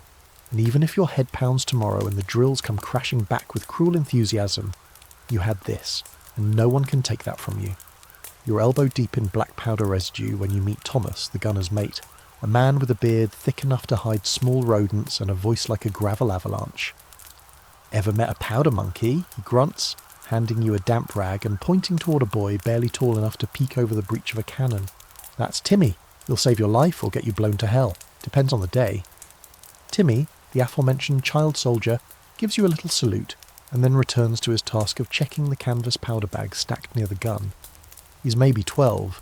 Maybe. Skinny as a spar and missing a front tooth, though he insists it was lost in a duel with a Spanish cabin boy. You suspect a ladder was involved, but you don't press the issue. Welcome to the part of ship life where things get very loud and very dangerous. Ordnance duty. After weeks of hauling lines, cleaning decks, and trying not to sneeze yourself off the main top, you've finally been deemed competent enough to assist with live powder. That is to say, you're now helping to prep one of the deadliest parts of the ship, and a child is your co-worker. There's a delicate art to handling gunpowder aboard a warship. One spark in the wrong place, and the Victory becomes a very expensive firework. That's why the magazine, the powder room, is built below the waterline, sealed tight, and lined with copper to prevent static discharge. Everyone who enters has to strip down to their undershirt, wear cloth slippers, and leave anything remotely flammable behind. It's quiet, eerie, and smells faintly of sulphur and linen. You get assigned to powder train duty for drills. This means, when battle comes, you'll be helping deliver bags of powder from the magazine to the guns, quickly, accurately, without tripping, sneezing, or combusting. Timmy's already done it dozens of times. You get used to the feel of dry land. There's laughter somewhere, distant singing from a man too drunk on grog to remember he's not home, and over it all the endless groan of the ship whispering in your ear, "Welcome to your new life. You belong to the sea now."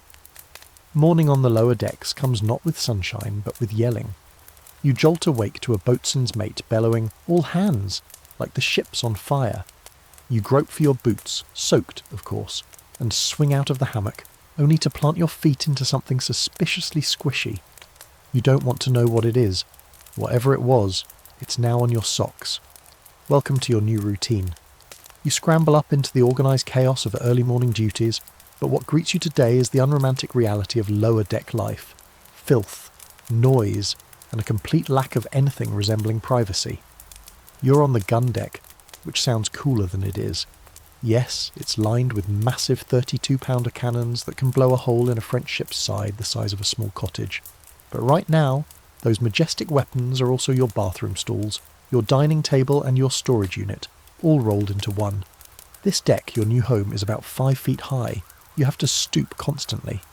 The smell hangs thick in the air, a heady mix of tar, sweat, mildew, and decades of things no one wants to talk about.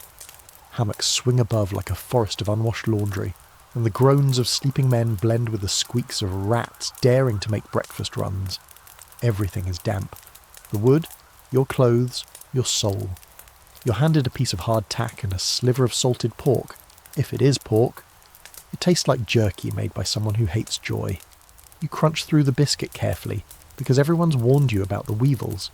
You stare down at the surface of the cracker, spot a small hole and realise, yep, they're in there. The trick, according to the older hands, is to tap the biscuit on the table and wait for the little wrigglers to crawl out. Protein, if you're desperate. Or you can pretend they're seasoning and not think about it. Food is one of the defining features of lower deck life. It's bad, yes, but it's also everything. Men talk about meals constantly. The dream of fresh bread, a pint of real ale, an actual apple. It's almost comical how much one man can miss an onion. That's not a joke. Onions and citrus are basically medicine aboard ship, and when they run out, everyone starts watching their gums for signs of scurvy. Which leads us to the water, or lack thereof. Drinking water goes foul fast, stored in casks that bake in the sun and stew below decks. That's where grog comes in, a delightful mix of rum and water, served daily to keep morale high and mutiny low. It's watered down just enough that you won't get fully drunk unless you go looking for trouble, which plenty of men do. There's even a hierarchy of drunken responsibility. If you fall overboard while drunk, the crew might hesitate before fishing you out. It depends how much they like you. "Smell," he says, wrapping a powder bag like it's a Christmas gift. You don't get used to the fear, though. Each cannon on the Victory has a crew of 6 to 12 men, depending on its size and position. There are 32-pounders on the lower gun deck, 24-pounders on the middle, and lighter cannons up top. Every man has a job: loader, sponger, rammer, powder passer, shot handler. One wrong move and someone loses a hand, or a face. Or worse, someone fires too early and turns the whole crew into meat confetti. You run drills until your muscles burn and your ears ring. Load, sponge, ram, prime, fire, reload, again, again, again. It's like a violent ballet, all muscle memory and shouted numbers. The gun recoils violently with each practice shot, and you're trained to brace for it, guide it back into place with tackle, swab the barrel and start over. faster every time. Precision is survival. The guns themselves are terrifyingly beautiful. Black iron, pitted and scarred, mounted on oak carriages that slide along greased planks. They smell like oil, rust, and centuries of death. One has a name, Dancing Mary, painted in red along the barrel. Another has tally marks scratched into its frame. You ask what they mean. No one answers. Timmy gives you a crash course in cannon talk. He tells you about double shotting, dangerous used at close range, chain shot used to tear rigging, grape shot, goodbye, infantry, and bar shot for shattering masts. He also explains how to spot a misfire and why, if you ever hear a fizz but no boom, you run, not walk, far, far away. Fizzle booms have a nasty habit of detonating 5 seconds late, usually right as someone is peering inside the barrel. You ask him if he's ever been in a real battle. He nods. 3. Then he lifts his shirt to show a scar across his ribs. Flying iron, got it while delivering powder. They said it missed the artery by a thumb's width. He grins. I still got my thumb though.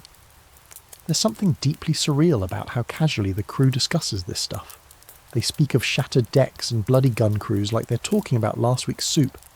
Maybe it's desensitization, maybe it's madness. Either way, it sinks in slowly. When this ship fights, it becomes something else. A roaring, thundering, smoking leviathan of death. And you're just one limb in the beast.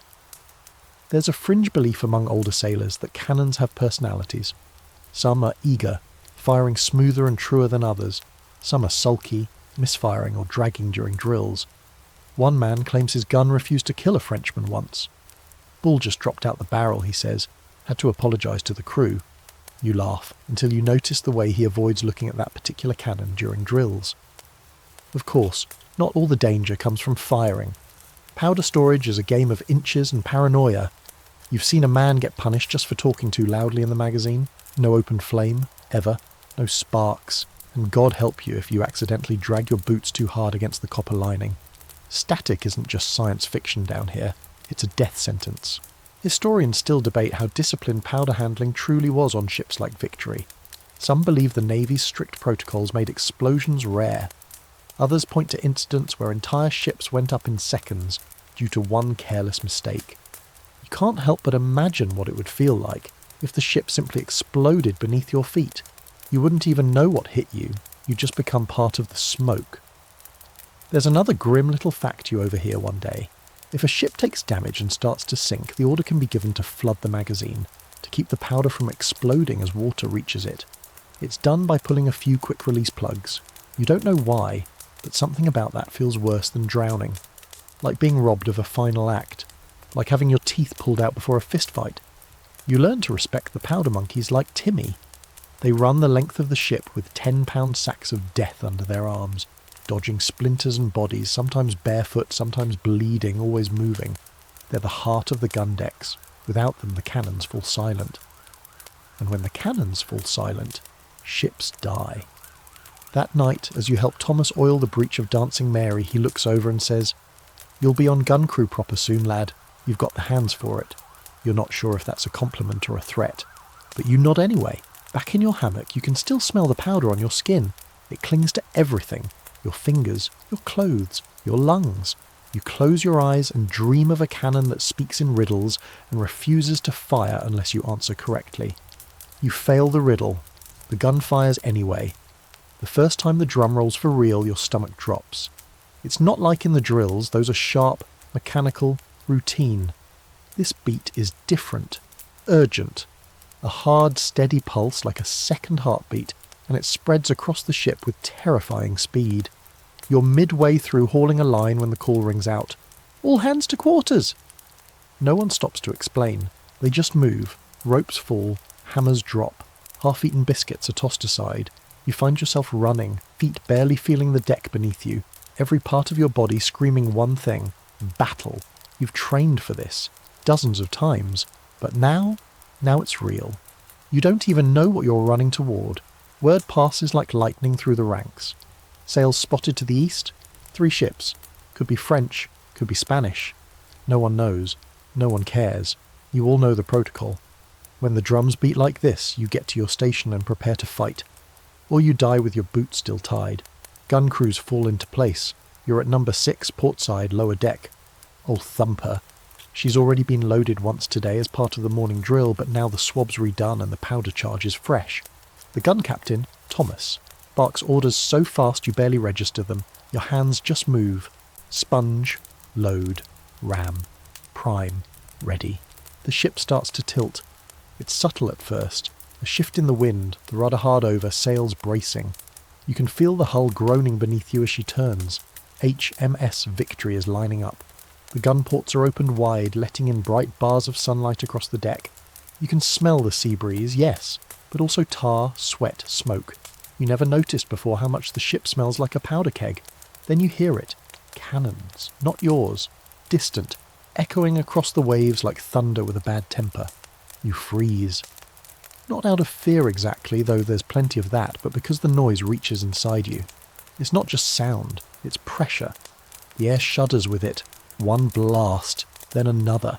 Then a full broadside, a crackling roar that sounds like a mountain collapsing. The world goes still for a breath, and then your ship fires back. It starts above, with the lighter cannons. Then your deck erupts. Thomas gives the signal. You grab the lanyard, yank, and your cannon bellows like a dragon. The recoil slams into its moorings and shoves the whole thing back a foot. You're already moving. Sponge in, reload, powder bag, ball, ram, back into position. Your hands shake, but they know what they're doing. You've done this in drills. Except now the gun is hot. The deck is smoke thick. And somewhere someone is screaming. You don't even know what you're shooting at. The gun port gives you a sliver of sea and enemy rigging, maybe. Somewhere out there is a French or Spanish ship, just as full of men, just as terrified, returning fire with the same violent grace. You imagine some poor soul on their gun deck, doing exactly what you're doing, praying his cannon doesn't blow up in his face. Splinters start flying. The first impact hits the hull like a fist from God. You can feel it all the way up your spine. Someone shouts, "Midship hit!" Another man curses and falls to the deck, blood pouring from his arm. You don't stop. You can't. The rhythm takes over. Fire, recoil, swab, load, ram, prime, fire. It gets hot, unbearably hot. The deck fills with black smoke, thick as fog, stinging your eyes and throat. Someone pukes behind you. You can't see the ceiling. You can't even see the gun 2 ports down. Your world is reduced to this. Wood, fire, iron, muscle, sweat. A cannon misfires. Not yours, thank the stars, but close. There's a flash, then a boom, and someone screaming, high-pitched and inhuman. You see a man crumpled near the port wall, his hand just gone. The ship's surgeon's mate drags him away. You hear the man mumbling something about his mother. You keep loading. Timmy is a blur of motion. He's fast, terrifyingly fast, diving through the smoke with fresh powder like he's got a second pair of lungs. You see him trip once, skin his knee, then get up and keep going. That kid's carrying your life in a sack the size of a chicken. You make a mental note. If this ends with you still alive, you're buying him whatever weird treat he wants, even if it's more rat jerky. The roar doesn't stop. You lose track of time. Your shoulder aches from recoil. Your ears are ringing. Every breath feels like breathing through cloth soaked in gun oil. There's blood on the deck. Not yours, not yet. And the worst part? You still haven't seen the enemy ship. Just glimpses. Flashes of sails, the crack of their muzzles, the way their shot punches into your hull and sends tremors through your feet. And then suddenly, silence. The guns stop. Not all at once, but in a fading ripple. The calls shift from fire to cease fire to stand by. Your lungs heave, your muscles scream. Thomas looks like a ghost, soot-covered, eyes wide, lip bleeding. He grins anyway. "Well done, lads," he says. "No one blew us up." You dare a glance through the port. Smoke rolls across the sea like storm clouds. But you can just make out a shape. Another ship drifting, its sails torn. You don't know if it's sinking or surrendering. Doesn't matter. You're not dead. That's the win. You help sponge the gun one last time, then collapse on a crate, hands shaking. Your ears are still ringing, and everything feels far away, like your brain hasn't caught up to the fact that you're still here, still whole. Someone passes around a flask. You take a swig and immediately regret it. It burns like pitch, but you don't care. Later, above decks, you see the damage. Holes in the masts, blood on the railings, a man's boot, no foot in it, A mangled hat with someone's name stitched inside. Officers moving quickly, assessing, shouting, reassuring. You hear that 2 men were killed outright, 5 wounded. The other ship took heavier losses. We win, whatever that means. Back below you help mop the deck. Blood, ash, blackened splinters. You don't speak. No one does. There's nothing to say. You did your job. You survived your first engagement. And somehow, in that chaos, you felt something you didn't expect. Clarity. All the drills, all the filth, all the hunger and lashings and shouting and boredom, they all led to this. To the moment you stood behind a roaring gun and helped carve your name, however faintly, into history. That night your dreams are full of smoke and thunder. You wake once, convinced the ship's under attack again. But it's just the hull creaking, like always. You breathe in the powder still lingering on your skin and realise you did it. You survived a taste of war. You're sent below with the wounded. Not as punishment, not exactly. More as an extra pair of hands that can still lift a man and not pass out from the smell. The all-up deck, tucked far beneath the waterline, is where the ship's surgeon works.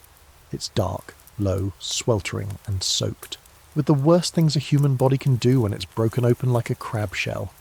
You thought you'd seen pain on the gun deck, but this is where it gets personal.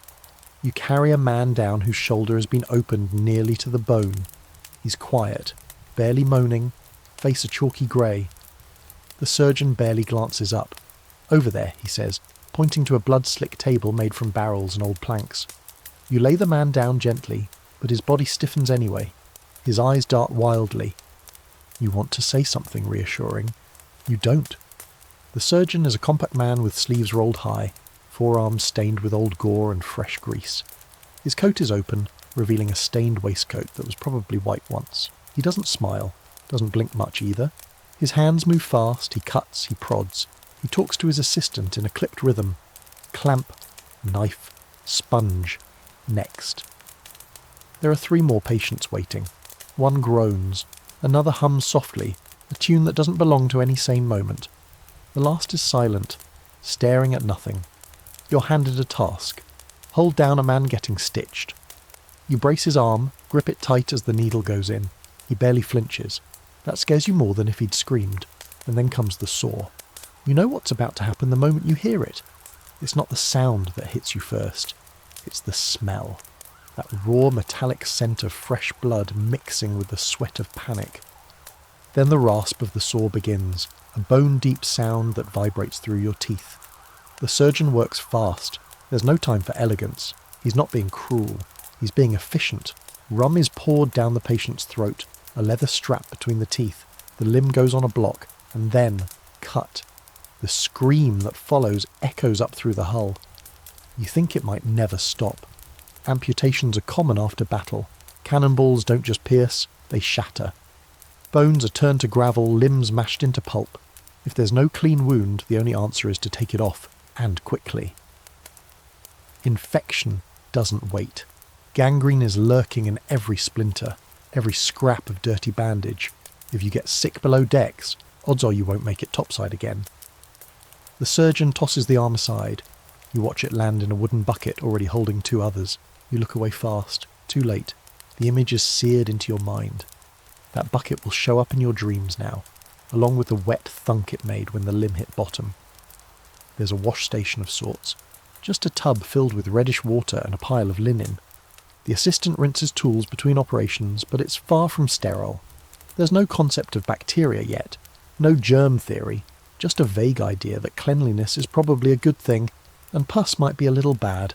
Still, for all the filth and frantic bloodletting, the surgeon saves lives, more than you expected.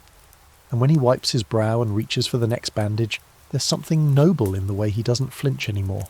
You learn quickly. Silence is survival. No unnecessary words, no gawking. You move where you're told, hold what you're asked, and try not to breathe too deeply. The all-up doesn't want sympathy. It wants action. It wants speed. One man's hand is too damaged to save. The surgeon debates aloud. Can he keep the thumb? Maybe, maybe not. He saws just below the wrist. The stump is cauterized with a red-hot iron. The man faints from the smell of his own burning flesh. You nearly do too. You step away for a moment, duck behind a hanging tarp that offers the illusion of privacy. You lean against a bulkhead and shake. just for a second. You don't cry. There's no time. Just a brief tremor that passes through your entire body like the ship itself is whispering, "Get used to it." Fringe fact of the day: some ships used to preserve amputated limbs in jars of alcohol to study them later. Medical curiosity, a crude forerunner of surgical research. Others just tossed them overboard. You wonder which fate is better, pickled for science or chum for sharks. Later, as the battle fog lifts and the wounded either stabilise or slip away, the surgeon finally sits. His hands are stained, his apron soaked, and his eyes bloodshot. But he doesn't speak of glory. He just reaches for a crust of bread and chews like a man who's fought the sea itself and barely won. You nod to him once. He doesn't nod back, but you think he might have blinked in approval. You make your way back up, blinking against the sudden sunlight on deck. Everything is strangely normal, as if the ship wasn't echoing with pain just below. Men are scrubbing, officers are shouting, the sails have been reset, the enemy's ship has drifted off, defeated or dead. You can see it now, holes in the sails, scorch marks on the hull, a tangle of ropes like spilled guts. You pass the powder monkeys, most of them still dusted with soot, some grinning in that manic way children do after narrowly avoiding death. Elias is there too, asleep under a lifeboat, one hand still curled like it's holding a cartridge. You sit beside him, letting the wind tug at your sleeves, the stink of the orlop still clinging to your skin. That night, sleep doesn't come easily. Every creak of the ship sounds like a saw. Every cough reminds you of the man who bled out with his eyes wide open. You lie in your hammock, breathing slow, waiting for your heart to settle. The surgeon's voice echoes in your mind, "Next." You'll never forget that bucket. You're sitting against the mizzenmast, still chewing over the ghost of gunpowder in your mouth when you hear the officers talking. Not loudly. Officers never shout unless they're mad, but just enough for someone perched innocently nearby to catch snippets. You're not supposed to. Eavesdrop, of course. But then again, you're not supposed to do a lot of things, and that hasn't stopped you yet. The quarterdeck is a world of polished boots and crisp words, so unlike the lower decks that it might as well be a different ship. Up here, decisions are made, lives are gambled, maps are unfurled, marked and quietly argued over. You keep your head down, pretend to be working, and let their words drift down. It's not just regular navigation talk this time, it's strategy. A portly lieutenant leans over a chart spread across a barrel, pointing to a long curve of coastline. If Villeneuve heads south, he says, he'll slip right past us. But if he joins with the Spanish fleet, he won't, interrupts another officer, sharper, younger. He's too cautious. He won't risk open sea unless he's desperate. The name Villeneuve makes your ears perk up. You've heard it before, in shouted orders, in drunken rants, in whispered fears. He's the French admiral with a bad habit of evading battle and disappearing into the fog, Nelson's white whale in a way. Then another voice cuts through, quiet, firm, and unmistakable. He will join them, it says, because he knows we expect him not to. It's Nelson. You freeze. He wasn't part of the conversation. But now he is, and the others defer immediately. Even without raising his voice, his presence swallows the space. He's smaller than you imagined. Thin, wiry, his coat a little too large, his hair swept back like a windswept banner. His missing right arm is folded across his chest, gloved and empty. His left hand grips a cane, though he doesn't lean on it. Villeneuve is many things, Nelson says, pacing slowly, but predictable isn't one of them. He wants to protect the invasion force. He'll gather strength where he can. That means Cadiz. The officers nod, or pretend to understand. You definitely don't. But the name Cadiz plants a seed in your gut. Something big is coming. Bigger than the last skirmish. Bigger than anything you've seen. Nelson continues, gesturing toward the chart. We won't chase him directly. That's what he expects. We'll outweight him.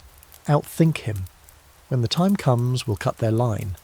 2 columns, right through. No signal for withdrawal, no retreat. Once we engage, we fight. 2 columns. You've heard that before. It's the crazy plan. The one where the British fleet splits in 2 and punches straight through the enemy line, dividing their force and hitting them from both sides. It's bold, audacious, dangerous. It's also not standard practice. Not even close. Most admirals would try to maintain a parallel line, exchanging broadsides at distance. Safer, predictable. But Nelson, he doesn't do safe.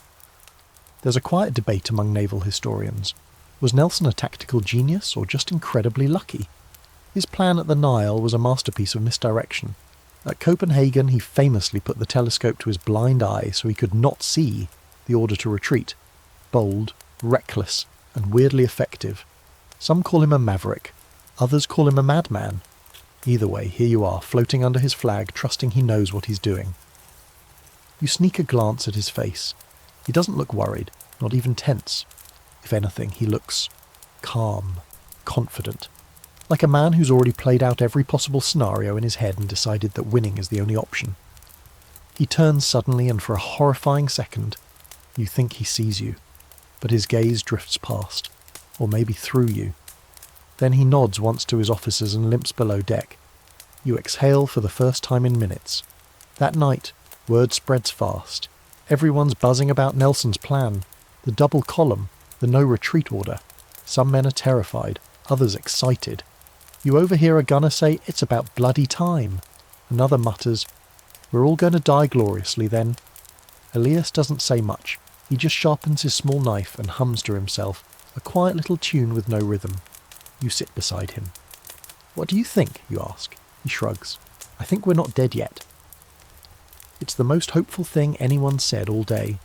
There's a strange energy in the air now. Not fear, not exactly. It's anticipation. The crew moves differently, quicker, more focused. Ropes are coiled tighter, guns cleaned twice. Uniforms brushed down, not for parade, but for purpose. You catch a boatswain stitching a tiny red thread into the hem of his coat. "A lucky charm," he says. "Last time I forgot, I got a musket ball in my thigh." The ship itself feels different, like it knows. The creaking of the beams is heavier. The wind against the sails has a sharper bite. The Victory isn't just a vessel anymore. She's a blade being drawn. At supper, your messmates talk in hushed tones. Some try to laugh, others just chew. You can feel it in your bones now. That hum, that buzz of waiting on the edge. Like standing on a cliff and knowing the wind is about to push. You find yourself on the forecastle, staring into the night.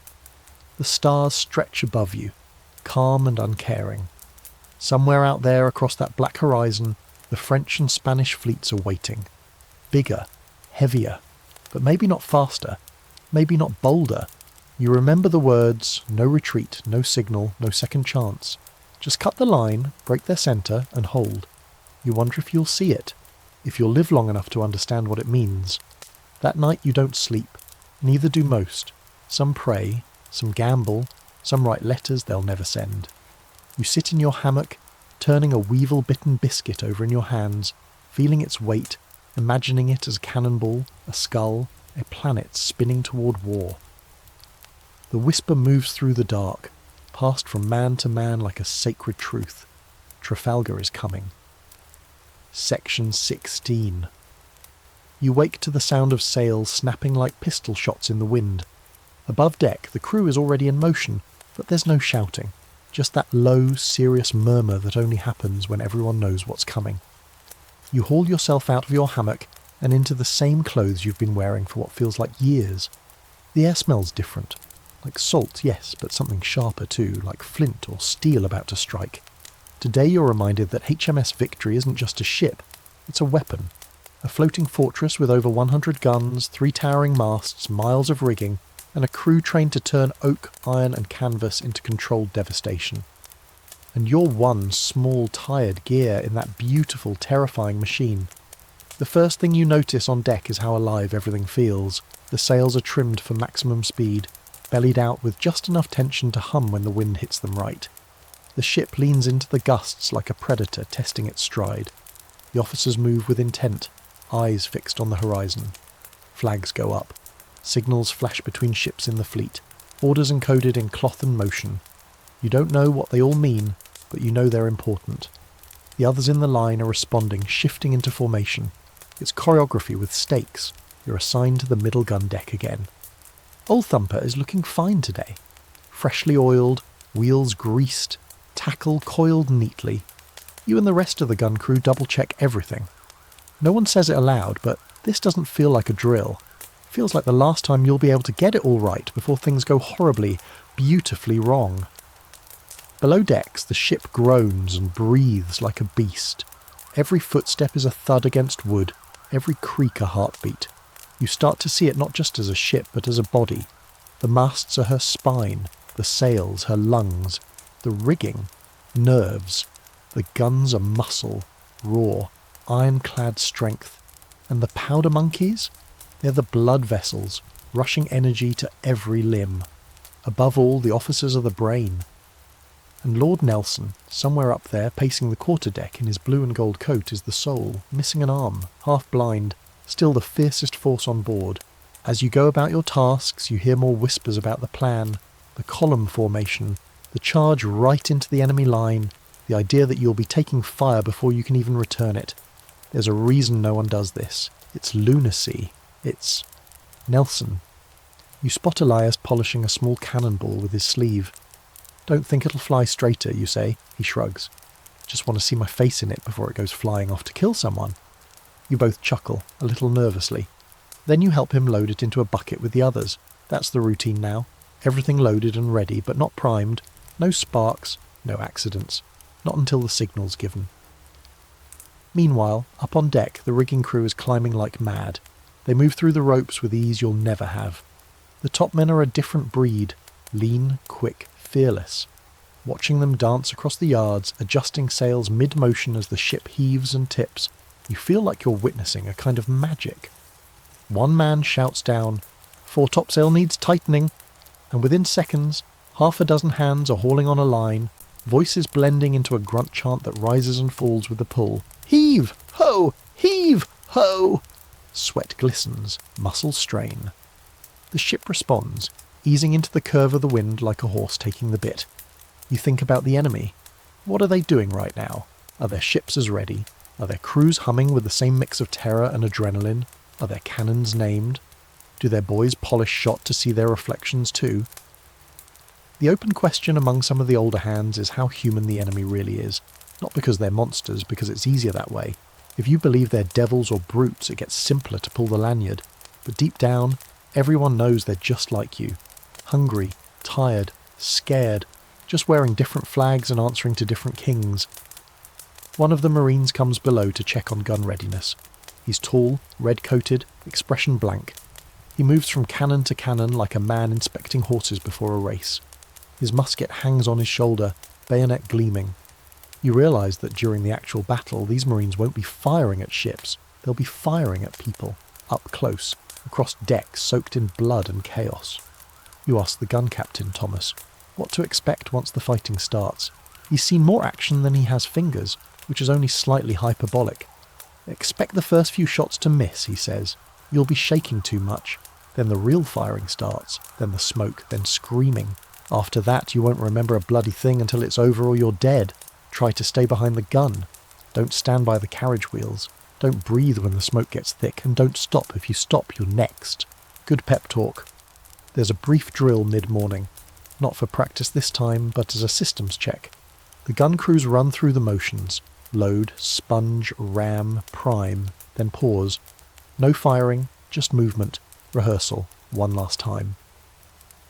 The officers watch closely. No one messes up. No one dares. Later, during a break, you sit on the gun carriage and eat a biscuit that cracks your tooth. Elias hums a tune.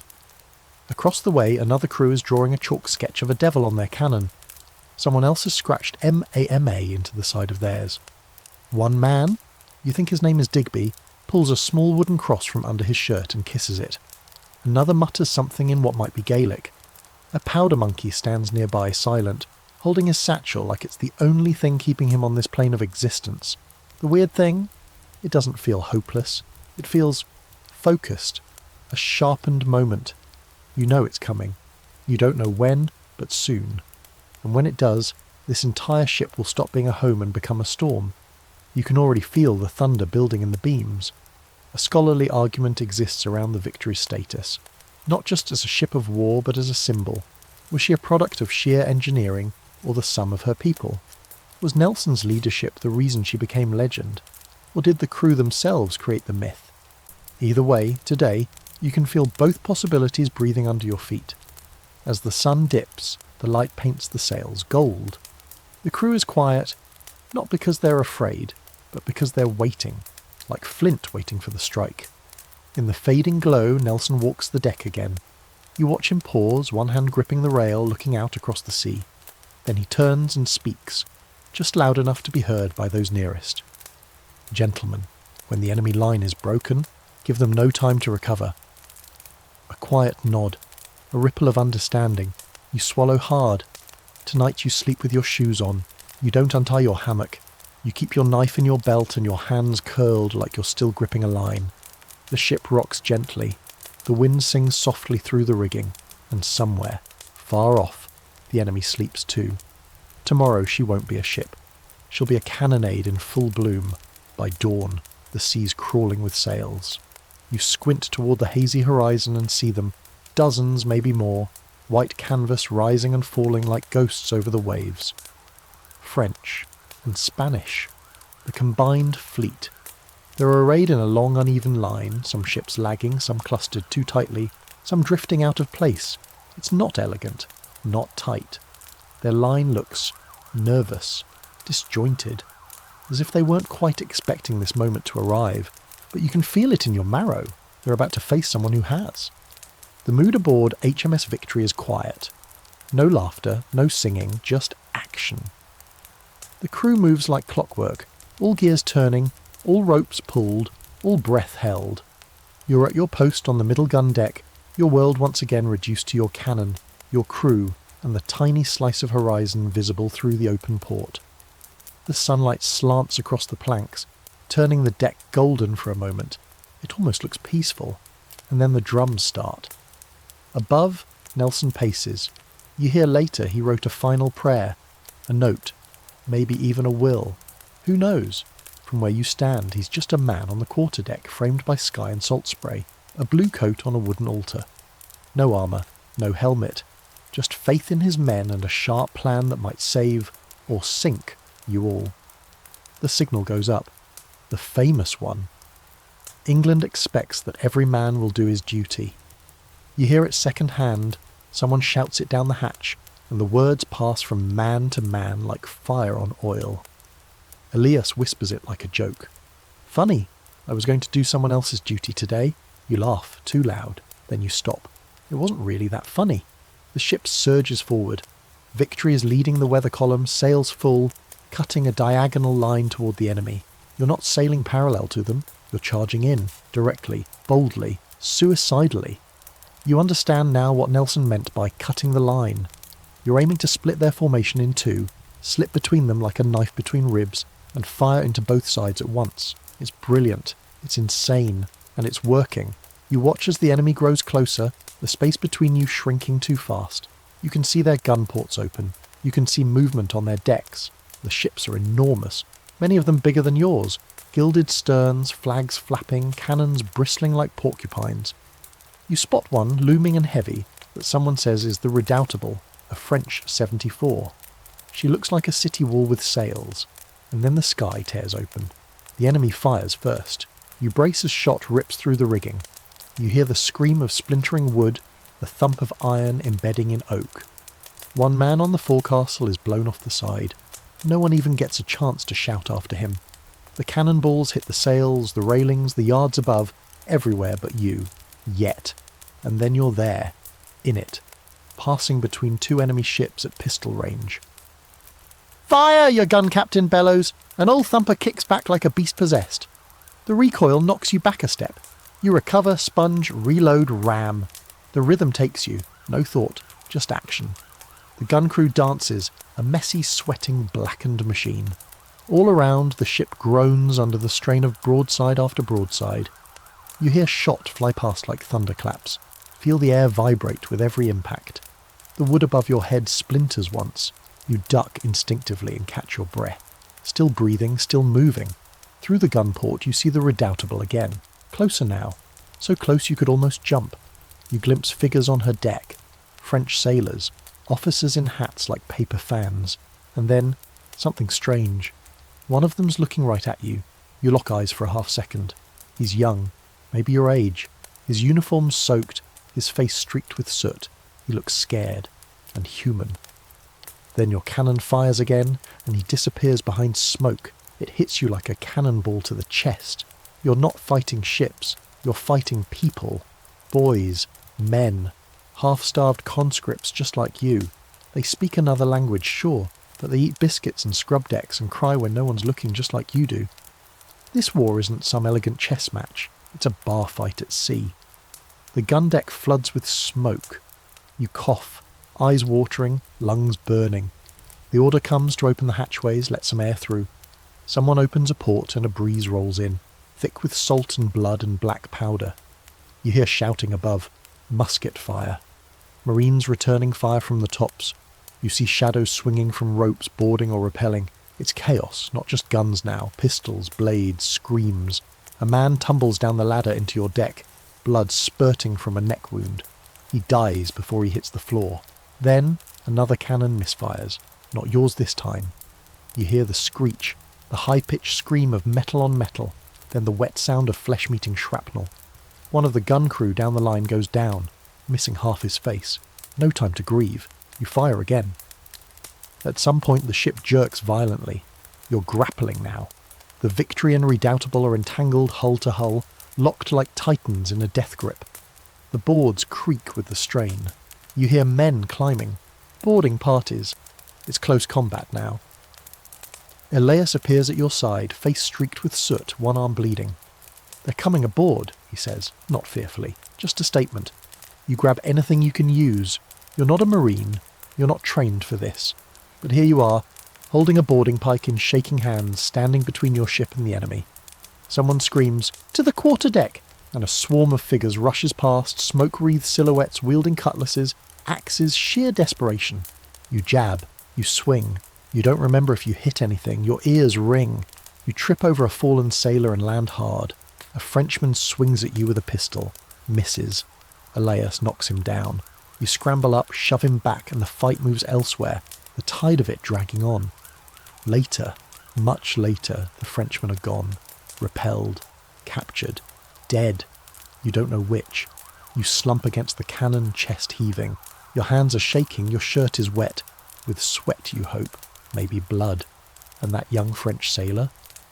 You don't see him again. Maybe he made it out, maybe he didn't. But you remember his eyes, still do. That night, you don't sleep.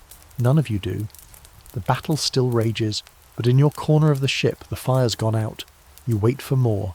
You wait for the sound of another broadside, another boarding call, but it doesn't come. Just groans, whispered prayers, and the creaking lullaby of broken masts swaying in the night. You look up through the shattered deck and for a moment see stars again.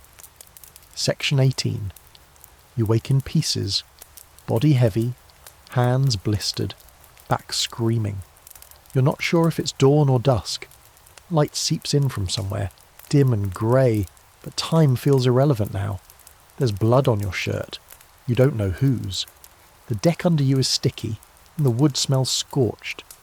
A slow, eerie silence hums through the Victory, broken only by groans and the soft clatter of men moving in shock, not duty. This isn't peace. It's the long, stretched-out breath between death and recognition. Welcome to the aftermath of the Battle of Copenhagen. Wait, rewind. Before Trafalgar there was Copenhagen, not the sunny Mediterranean blaze of glory the pamphlets always praise. No, this was a frigid, fog-choked mess of miscommunication, bravery and cannons fired in near-zero visibility. This was Nelson at his most disobedient, and you were right there for it. You see, the British government decided the Danish fleet might side with Napoleon, or be used against them if captured by the French. So they sent a message. That message, naturally, was 30 ships under Admiral Hyde Parker, with Nelson tagging along as second-in-command. Copenhagen, then, was a preemptive punishment, and you, lucky you, were told you were liberating Denmark before your boots even got near the icy water. It started badly. Navigation through the narrow waters was hell. Half the ships ran aground or couldn't manoeuvre. HMS Agamemnon had to drop out. But Nelson, he insisted on attacking. Anyway, classic. What's the worst that could happen? Someone joked. Turns out the answer was 4 hours of brutal point-blank cannon fire in a snow-dusted wind tunnel. You remember that morning, cold enough to numb your fingers through gloves, frost on the gun carriages, your breath puffing in short bursts. The Danish batteries lined the harbour, stationary, fortified, and not in the mood. Nelson's plan was to swing around and strike from the south, catching them off guard. The ice in the harbour did not care for his plan, and then came the signal. Disengage, Admiral Parker's order. Flag hoisted high above his flagship, telling Nelson to call it off. Break contact, withdraw. Nelson didn't even look, his infamous reply. He held up his telescope to his blind eye and declared, I really do not see the signal. You didn't see it either, because the Victory wasn't there. This was before she became the flagship. You were still on a smaller vessel, part of the flanking force, crammed with men and cannon and sweat under layers of wool. The fighting was vicious. The Danes returned fire with everything they had. One of your ship's boats took a direct hit. Bodies flew. You saw a gun captain's head removed with surgical precision by a cannonball. The man didn't even flinch. He just wasn't there anymore. The visibility made everything worse. Smoke clung to the sea like soup. You couldn't tell which ships were friend or foe. Fire flickered along the surface of the water where spilled powder ignited. Ice bobbed in the waves, catching on ropes and bodies alike. Men slipped on the deck and were crushed beneath recoiling cannons. And through it all, Nelson kept going. Eventually the Danish line began to falter. Not because they gave up, but because they literally ran out of ammunition. That's when you got the order to board a captured ship, helping to take wounded prisoners. You were handed a musket and a small sack of biscuit. You climbed onto the deck of the burning Dannebrog and were hit by the stink of smoke, blood, and burnt rope. You stepped over the dead and tried not to look them in the eye. Then, just as suddenly as it began, it ended. The Danes surrendered. A temporary truce was declared. The British fleet limped away, victorious on paper, but battered and half frozen. Nelson's insubordination was officially forgiven, unofficially celebrated. His tactic, ignoring bad orders when they were inconvenient, became legend. You didn't realise it at the time, but you were part of that legend now, stitched into a story that would be retold by people who weren't there, who hadn't seen the snow turn red. Historians still argue about Copenhagen. Was it a necessary show of force or a pointless massacre? Did Nelson's actions prevent a greater war, or did they push Denmark further toward chaos? The records are neat and patriotic. The reality was frostbite and shattered limbs. Back in the now, post-Trafalgar, post-French broadside, post-boarding nightmare, you pull yourself up from the deck of the Victory and look around. You're back where it all led. Copenhagen was training. This is real, and yet something of that cold battle lingers in you. The resolve, the knowledge that even when command says pull back, there's a chance you shouldn't. That sometimes the rules get in the way of the right thing. Elias sits across from you now, bruised but upright. He has a new cut across his cheek and a makeshift bandage wrapped around one hand. He's poking at a biscuit with a fork like he suspects it might explode. "Remember that Danish ship," he says out of nowhere? "The one with the stove still burning?" You nod. It was surreal. In the middle of battle, you'd stepped aboard and found a tiny galley fire still flickering. A pan of something that might have been soup still bubbling on a hook. Like war hadn't noticed this one corner yet. "Wonder if it's still there," Elias murmurs. "Still hot." You shake your head. "Frozen by now." You both sit in silence for a moment. Then the groaning of the hull reminds you, there's more work to do. The guns must be cleaned, the dead sorted, the wounded tended. The ship needs patching. Victory has a price, and the payment is never over. Above deck, the wind sharpens. Officers cluster near the wheel. The fleet limps forward. Bodies are already being buried at sea, weighted down in canvas, slid into the waves with the soft plop of finality. You try not to watch, but that one Danish boy with the burnt jacket, the one who offered you his last crust of bread as you escorted him to the medical boat, he still lives in the corners of your mind. Not because he was kind, but because he looked at you like you were both on the wrong stage, reciting lines someone else wrote. That's war, isn't it? Two kids shouting lines they don't believe, with cannon for punctuation. Time fractures after Copenhagen, and it never really mends. You count the days in rope coils and biscuit rations, lose track, then start again by the moon. The war doesn't pause, and neither does the sea. But something changes. The whispers that have haunted the decks for months begin to rise into real conversations. You hear the word more often now, spoken in tight knots of men during grog hour, or carved in flourished script by some literate joker onto the base of a cannon. Trafalgar.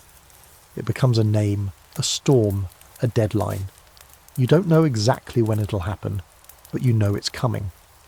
Every sign points south, toward Spain, toward Cadiz, where the French and Spanish fleets are gathering. The fleet follows, a slow, deliberate procession, sails like raised swords gliding across a steel-grey sea. Drills increase, tempers shorten, rumours multiply like rats in the hold. Nelson returns. The moment his flagship, the Victory, your ship now, hoists his flag again, something electric passes through the crew. Men stiffen. Sailors nod in grim approval. Even the officers seem to stand a little taller. You spot him once on the quarterdeck, pale and lean, cloak billowing slightly in the breeze. His face is sunken, his coat tailored to hide the hollow space where his right arm used to be. He is less man now, more myth, and yet still painfully human. When he walks by, no one dares speak. He begins reshaping the fleet almost immediately.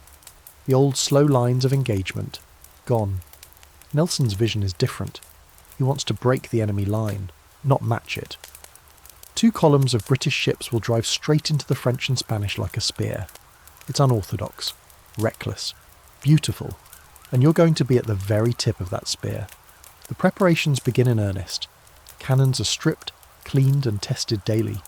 You know yours by heart now. Every scratch on the wheel, every groan in the axle.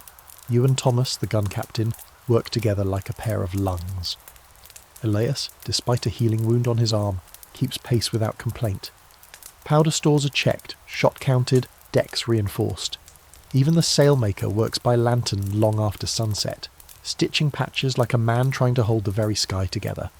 You're granted a few hours ashore one day, when the fleet passes Gibraltar, but the town is quiet, tense. Even the taverns seem subdued. It's like everyone knows something's about to happen and doesn't want to jinx it by laughing too loudly.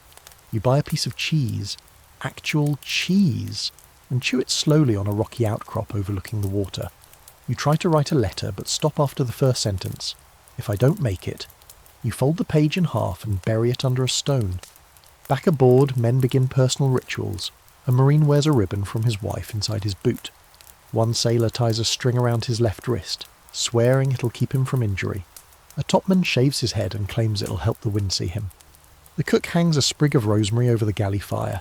You keep your charm quiet. A small carved sliver of wood from your mother's table, worn smooth from months in your pocket. The officers distribute final letters. Nelson's goes to his mistress, Lady Emma Hamilton, and to the Admiralty.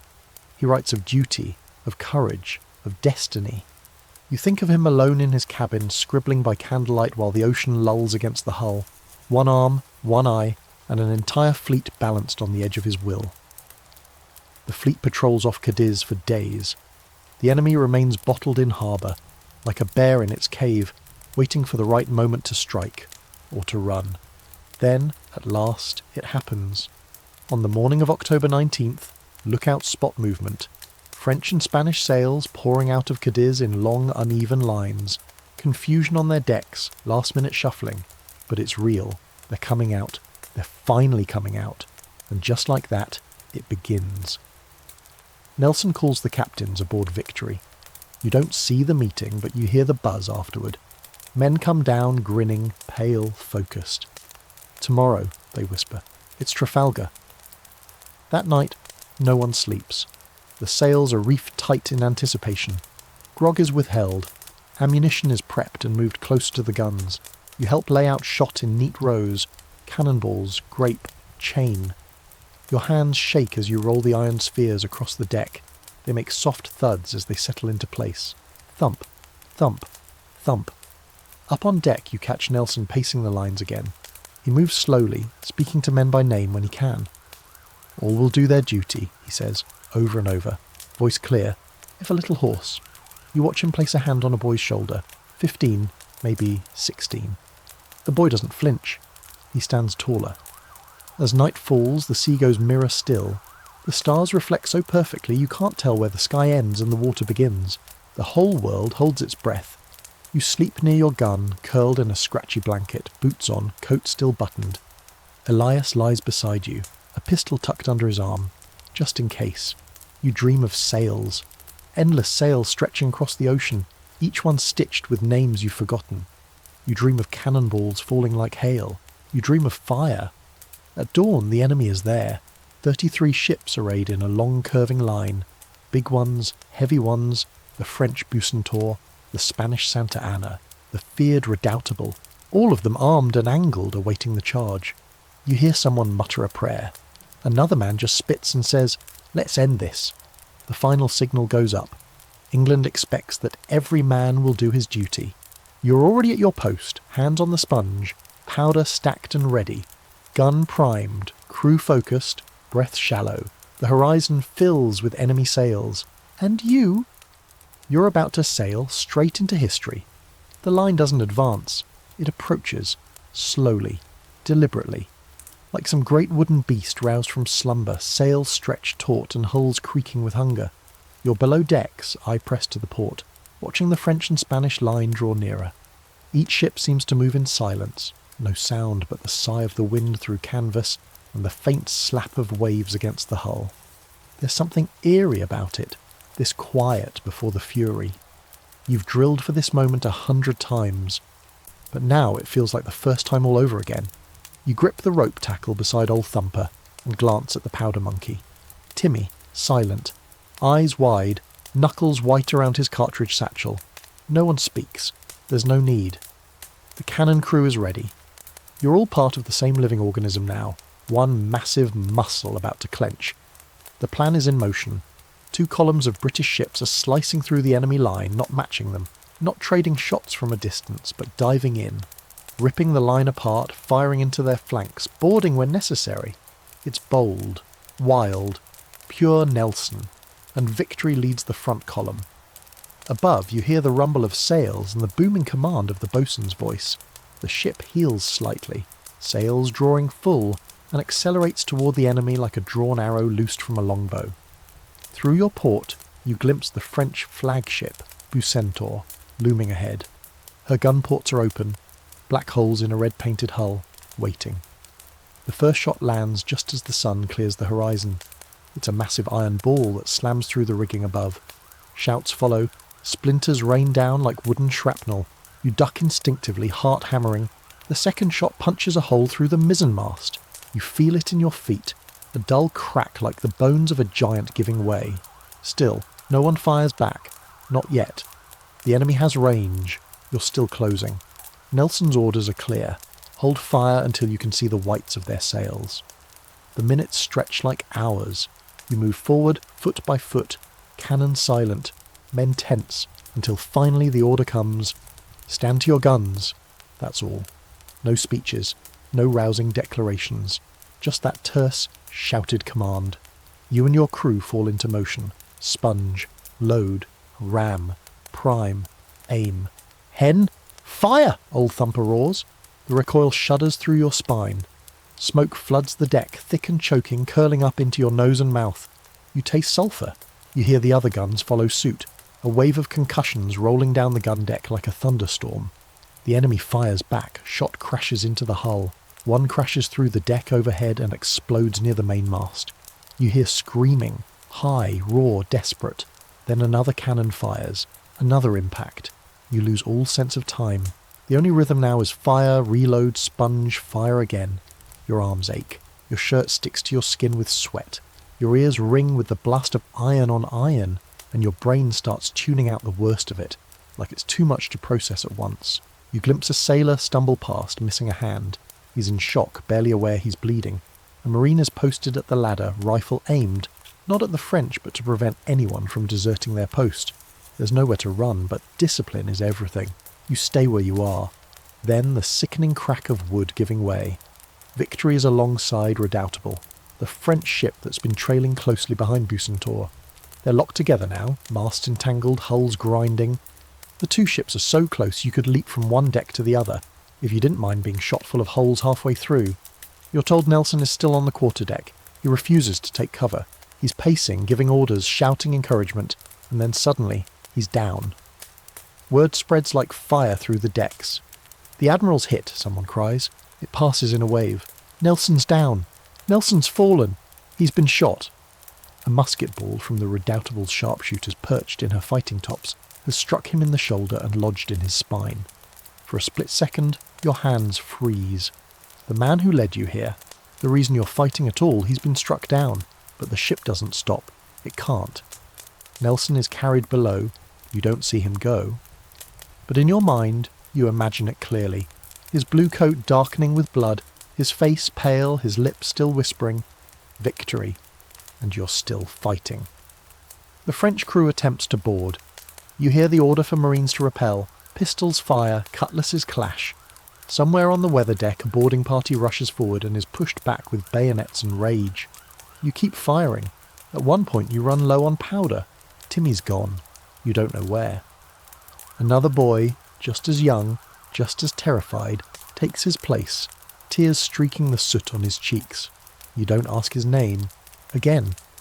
The heat is unbearable, the air thick enough to chew. You can't hear any more, just a dull ringing where sound used to be. Still, you fight. Finally, after what feels like eternity, the Redoubtable begins to sag. Her return fire slows, her deck is in ruins, her captain, mortally wounded, refuses to surrender until a white flag is finally waved from the mizzenmast. You barely notice, you're too busy reloading. Then the Santissima Trinidad is ablaze, the Bucentauro has struck her colours, and one by one the enemy fleet begins to fold. The wind shifts, the French line breaks, the Spanish ships try to flee. It's working. Nelson's mad plan is working, but the price. The gun decks are silent now except for the moans. You sit with your back against the cannon, arms limp, lungs full of smoke. You see Elias nearby, shirt torn, blood on his knuckles, but alive. He's breathing. You're both breathing. That's all that matters. Then comes the news. Nelson is dead. He lived long enough to hear that the battle was won, that the enemy fleet was broken, that his plan succeeded. His final words, "Thank God I have done my duty." You don't cry, not because you aren't broken, but because you've already shed everything you had in powder and sweat and fire. Above deck, the sky is smoke-choked. The ocean is littered with debris, bodies, and pieces of ships. The wind has picked up, carrying the stench of iron and blood out into the horizon. Victory came, but not cleanly, not cheaply. You've survived Trafalgar. You've fought in the most important naval battle of the century, and yet, in this moment of stillness, as the waves lap against the scorched hull, you don't feel heroic. You just feel tired. You've seen what a battlefield looks like when it floats. The sea after Trafalgar is less a body of water, and more a graveyard sprawled across an open sky. Wooden spars drift alongside bobbing barrels and cannon shot. Splintered masts pierce the water like broken spears. A length of rope floats past you, stained red at one end, frayed at the other, as though it gave up on holding anything halfway through the battle, and among it all bodies, dozens, some, lost dolls. The guns have fallen silent, but the echoes linger, in your ears, behind your eyes, across the bruises on your arms. You sit beside old Thumper and listen to the ship breathe, timbers creaking, sails flapping gently, water sloshing in the bilge. Every so often someone coughs or groans. There's no shouting anymore, no orders, just that heavy, stunned quiet, the sound of men remembering they're alive. Above deck, the scale of what's just happened starts to settle in. The Franco-Spanish fleet, 33 ships, has been scattered, shattered, or taken. 19 of them have struck their colours. Some lie burning, some drift helplessly. The ocean is chaos wearing the face of a miracle. The British have won, undeniably, but no one's celebrating. And then there's the weather, because as if in grim response to the carnage, the ocean has decided to turn. A storm is coming. You feel it in your knees before you see it. An ache in your joints, a heaviness in the air. The horizon darkens to a bruised purple, and the wind picks up, tugging impatiently at torn sails and broken lines. It begins to rain. Not a summer drizzle, but a cold, sheeting slap of water that seeps through cloth and chills right down to your bones. The sea, not satisfied with gunpowder and lead, now demands a share in blood. The trouble is, many of the captured ships are barely floating. Some are unmanned, Others have prize crews scrambling to manage unfamiliar sails and shattered rigging. The order comes down from what remains of the command. Do what you can to secure the prizes. Rescue who you can. Abandon what you must. You're not prepared for what follows. You and a group of sailors are sent in a cutter to board the Redoubtable. She's barely afloat, riddled with holes, her deck scorched and sagging, but someone thinks she might be salvaged. The rain makes everything slippery. The boat rocks like it wants to throw you. You grip the rail and climb aboard, boots squelching on wet blood and loose nails. The French ship smells like death, strong and sour. Cannonballs are still lodged in her sides like forgotten teeth. There's movement. 2 French sailors still aboard, pale and stunned. They don't fight, just hand you the wheel and sit down hard, like men waiting for a punishment that's already overdue. One of them, no older than Timmy, clutches a rosary in one hand and a broken sabre in the other. You nod at him. He nods back. That's all. You try to keep her steady, try to trim her sails, try to keep her from breaking apart in the storm, but it's no use. The sea is growing angrier by the minute, and Redoubtable wasn't meant to. A week later, the coast finally comes into view, low and blue on the horizon, almost hesitant to show itself. You can't tell whether it's Spain, Portugal or England at first. You don't care. It's land. You cry when you see it. Just a little. The mood aboard shifts. The injured perk up. The healthy start scrubbing again.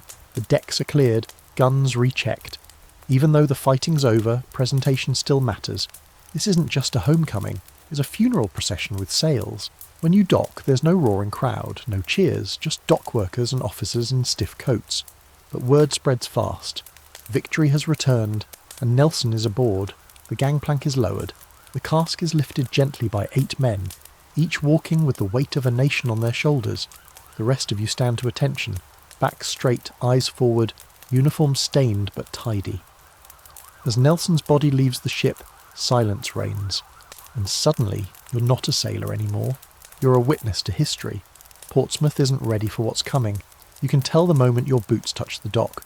The city buzzes, not with celebration, but with something deeper, heavier. The kind of hush a town takes on when it knows a great man has died and is trying to decide how to act.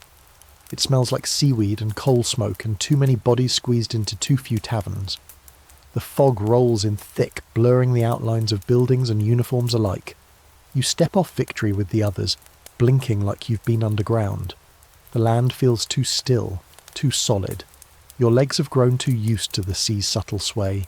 You're granted leave, brief, conditional, and tightly managed. There's still work to do. The ship won't clean herself, and Nelson's funeral is already winding into motion like a great mechanical clock.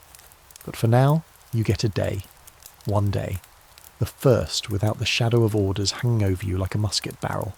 You walk through Portsmouth, your old boots smacking cobblestones slick with sea mist, and realise how quiet civilian life feels. The war is still on, of course, it always is. But here, people are baking bread, haggling over fish, kissing in alleyways. It feels alien. You duck into a tavern, the Admiral's Arms naturally, and find it already packed with Navy men. Some you know, most you don't. It doesn't matter. The rules here are simple. Sit, drink. Don't talk about the dead unless you're willing to cry in front of strangers. The barkeep nods when you show your coin. Victory, he asks. You nod. He slides a tankard across the bar without a word. It's bitter. It burns. You don't stop sipping. At the far end of the room, an older sailor stands and raises a toast. To Nelson, he says, voice gravelly but steady. May his enemies rot in the sea and may his name outlive us all. You raise your cup. You don't shout, you don't cheer, you just drink. Quietly. The next day, orders come down like stone tablets. The crew of the Victory will form part of the procession. Not all of you, just a chosen few. The ones who stood on deck, who served during the battle, who lived to carry the story forward. Somehow your name is on the list. You're issued a fresh uniform, or at least a pressed one. The coat is stiff, the shoes too tight, the hat absurdly polished. Elias pokes you in the side when you tug at the collar. You clean up like a corpse, he says. You grin for the first time in days. The funeral procession takes weeks to prepare. Nelson's body, still sealed in the cask, is eventually transferred to a lead-lined coffin, then onto a barge draped in black velvet. The Thames is choked with boats, every mast bearing a flag at half-mast. London waits ahead, massive and grey, fog-wrapped and solemn. You march alongside the river. People line the streets, thousands of them. Women in black veils, children on shoulders, old men gripping hats to their chests. No one cheers. They don't have to. Their silence is louder than cannon fire. You hear sniffles, soft prayers. Somewhere, a woman faints. No one moves to catch her. All eyes are on the coffin. St. Paul's Cathedral rises in the distance, massive and white, like a ship turned to stone. The dome gleams through the mist. It's there Nelson will be laid to rest. You never thought much of cathedrals before, but something about this one makes your skin crawl. It's not the size. It's the way the sound changes when you enter. Voices vanish. Boots echo. Even your breath seems to whisper louder than before. Inside it's dim and hollow. The air smells like candle smoke and wet cloth. The pews are full. Lords and admirals, duchesses and diplomats. The king isn't there in person, but his shadow is. The coffin is placed on a raised platform near the centre, flanked by tall candles. And then comes the sermon. You don't catch most of it. The priest speaks in long, lofty phrases. Sacrifice, glory, immortality. You hear the word duty at least a dozen times. But your mind drifts. You picture Nelson standing on the quarterdeck again, cloak billowing, hand behind his back, telling you to hold fast. You picture the moment he fell, the way the ship kept moving anyway. Fringe fact. Nelson's funeral was one of the largest public ceremonies Britain had ever seen. Over 32 admirals and hundreds of captains attended. The crowd outside St. Paul's stretched for blocks. Souvenir vendors sold lockets with his profile. Rumours even circulated that the brandy he was preserved in was bottled and sold by enterprising crewmen. You think of the cask. You think of the marine. You keep your mouth shut. You both stare at it for a long minute. Then you throw it overboard. Some souvenirs aren't worth keeping. Odd things begin to wash up on deck too. A glove that doesn't belong to anyone. A folded letter in a language you don't read. A boot with no foot in it. Once, a dead gull falls from the sky and lands with a wet slap right beside the galley. No one even flinches. At this point, the sea could throw a whale at you, and you'd just step around it. Every day, the surgeon moves through the wounded. He no longer operates, not unless absolutely necessary. There's too little daylight, too much infection. He checks for signs of rot, changes dressings, barks at anyone too slow. But you can see it in his eyes. He's running on fumes. When he finally collapses in his hammock one night, it takes 3 loud calls and a full bucket of seawater to wake him the next morning. Back above, the officers plot their course. You hear murmurs of Gibraltar, Lisbon, even Portsmouth if weather and luck hold. They debate repairs, reinforcements, the matter of what to do with the half-sunken prizes limping behind them like wounded ducks. A few are scuttled outright. The crews have enough to do keeping Victory afloat without babying ships held together by prayer and tar. There's a daily burial at sea now. Sometimes 2. You line up with the others, hats off, shoulders squared. The canvas bundles are slid off planks with solemn silence. A prayer is said, but you barely hear it anymore. It's not that you've stopped caring, it's just that you've grown used to death being everywhere. You file it under weather now, unpleasant but expected. And then, one day, a trumpet. Not a call to arms, not a battle signal, just a tune, a real one. Someone on another ship, possibly the Euryalus, starts playing a slow, sombre melody that drifts across the water like smoke. It catches you off guard. You stand, hands slack, eyes scanning the horizon as the notes curl around the sails. The entire deck goes quiet. Even the wind hushes. It doesn't last long, but for those few moments, it's as though the battle never happened, as if the sea has forgiven you, just a little. That night, Elias finds a dry piece of parchment and starts sketching. He's not much of an artist, but he manages a decent outline of the Victory as seen from the starboard bow, sails patchy, gun ports grim. You watch him draw in silence for a while before finally asking, why bother? He doesn't answer right away. Then he mutters, so we don't forget what it cost. A fair point. Fringe fact of the day. After Trafalgar, sailors began cutting pieces of wood from the Victory as keepsakes. Bits of railing, decking, even splinters pried from cannon holes. It got bad enough that the officers had to patrol against it.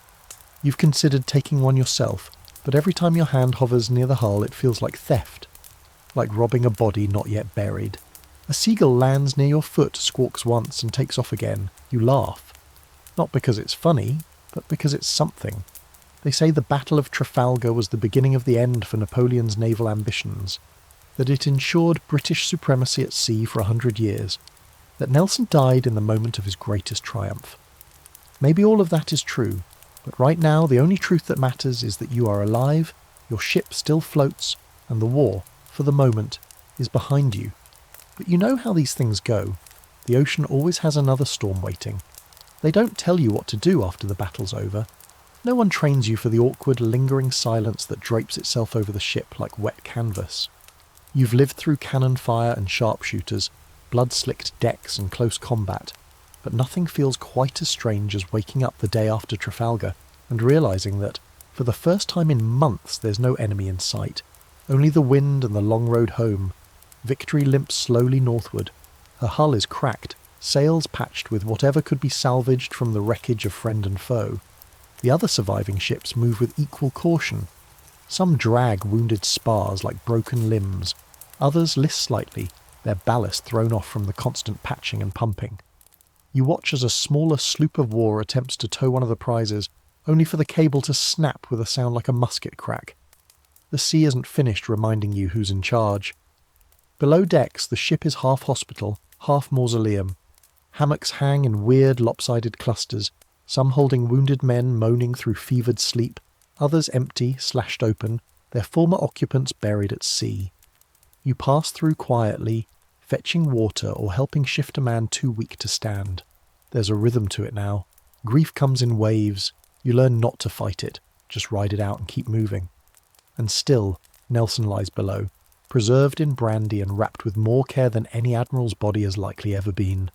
You pass the cask once, heading to the magazine, and catch sight of the Marine posted there. He doesn't look tired or sick or angry. He just looks reverent, as if he's guarding a relic, not a corpse. One night you're sent to help clear out one of the lower holds, where debris from the storm and battle has collected. It's foul work. Sodden sails, broken barrels, wet powder, bits of timber slick with things you don't want to name. While you haul out a shattered gun carriage, Elias finds a bit of driftwood etched with a name in blocky French letters. He hands it to you without speaking. You remember Nelson, his voice, his presence, the madness of his charge at Trafalgar. You remember Elias, and Digby, and Timmy. You close your eyes, and for just a moment you feel the pitch of the sea under you again. So now, lying back with the sea murmuring below and the sky stretched out above, you let your thoughts drift with the tide. You've done it. You've made it through the press gangs, the endless drills, the weevil-riddled biscuits, the cannon smoke, and the impossible weight of duty. You sailed with Nelson. You fought at Trafalgar, and somehow, through every shriek of timber and whisper of death, you survived it. But if we're being honest, barely. Because could you really survive in Lord Nelson's Royal Navy? Not just survive the gunpowder and splinters, but the boredom, the brutality, the loneliness. Could you handle being paid in IOUs and bruises, living elbow to elbow with rats and real-life pirates, eating hardtack softer than the soles of your boots? Could you face battle knowing your surgeon's best tool is a saw, and that your best friend today might be canvas-wrapped by nightfall? You did. But just barely. And maybe that's the point. Nelson's navy wasn't about who thrived, it was about who endured, who held the line, who didn't run when the sky went black and the enemy drew near. You were one of those men, and now your war is over. So close your eyes, sailor, let the breeze carry you. The guns are silent, the hammocks sway gently, and somewhere, deep below, the old ship still creaks, carrying you through a memory too large to forget.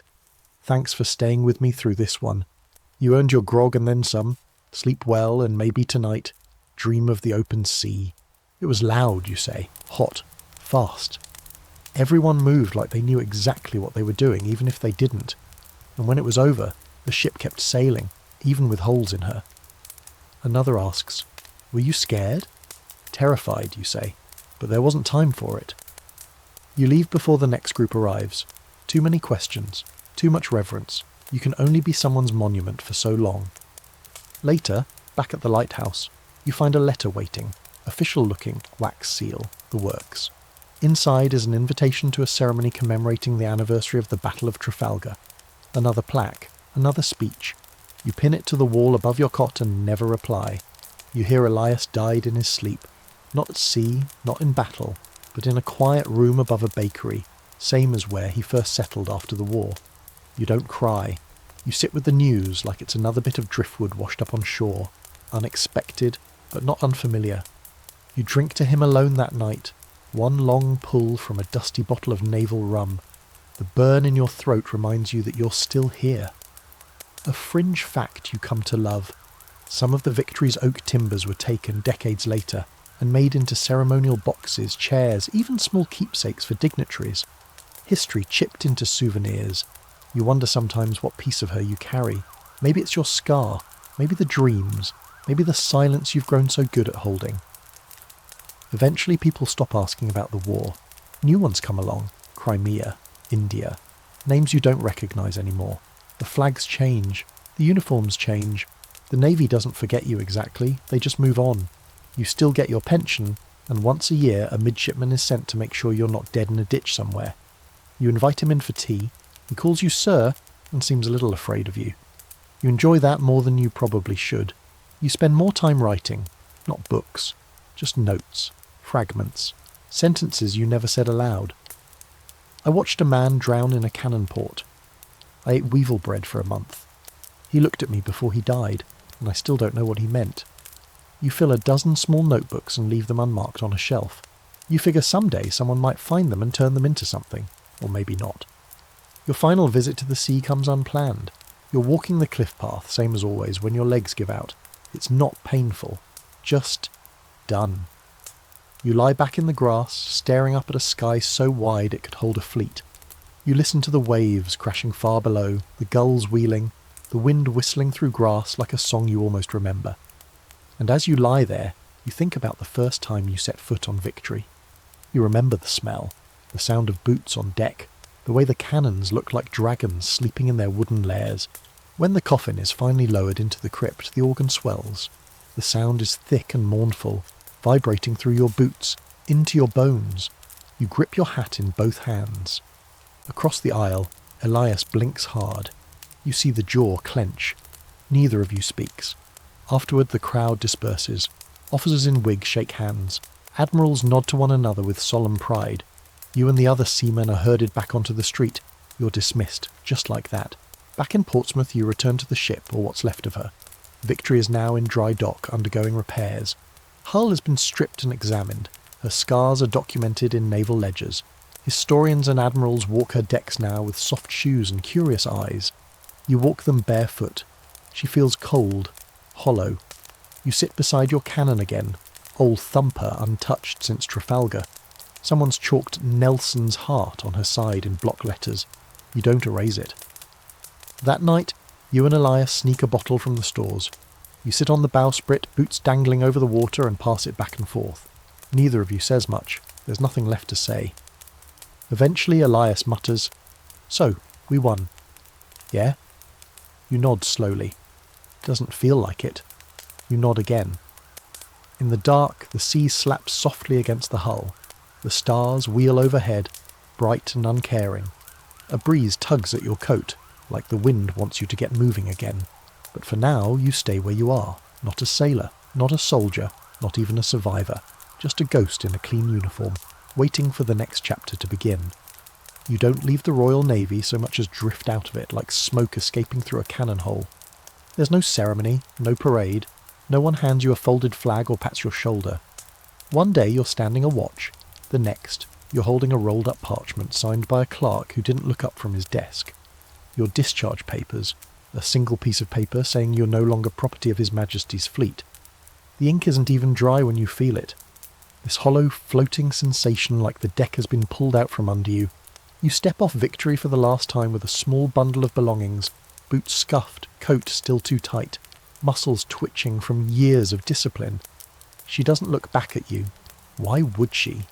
She's being repaired, painted, polished, turned into something less alive. You were her blood. Now you're just another ex-sailor with nothing but stories, and a shoulder that creaks like a ratline in the wind. You rent a room in Portsmouth, a slanted attic above a bakery that smells like burnt sugar and yeast. The bed's too soft.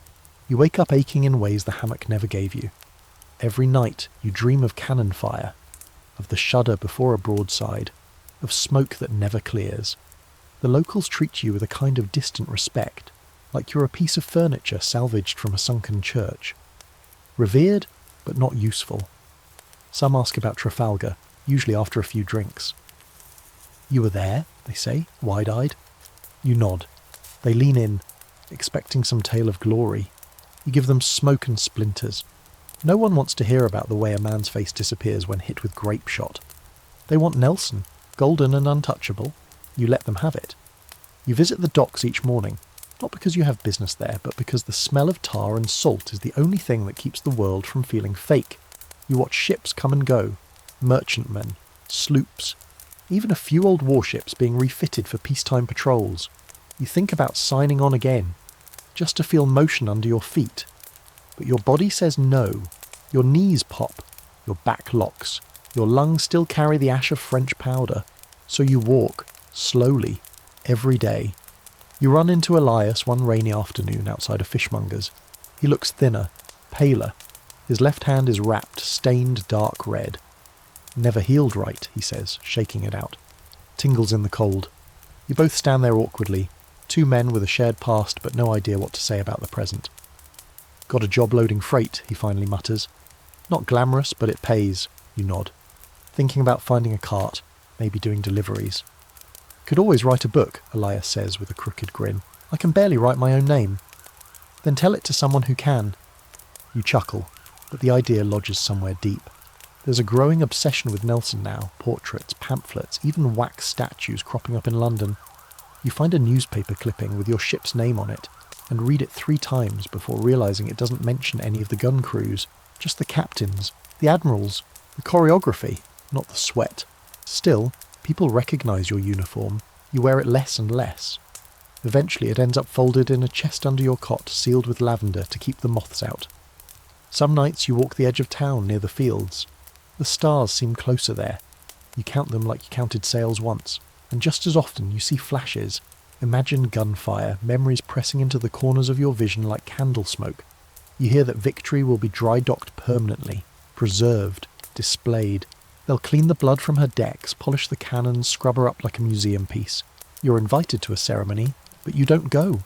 The ship they're preserving isn't the one you remember. She doesn't creak the same, doesn't breathe. It's like embalming a lion. You pass by the cathedral once on your way to deliver a parcel. St. Paul's, where Nelson lies. The crypt is quiet, cold. You don't go inside. You just stare at the doors and nod once. He wouldn't hear your words anyway, and if he did, you're not sure what you'd say. Fringe fact. They sealed Nelson's body 3 times. Brandied, lead-lined, and finally entombed under a black marble sarcophagus.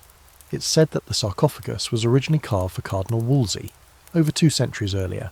A reminder that even the greatest plans often outlive their creators.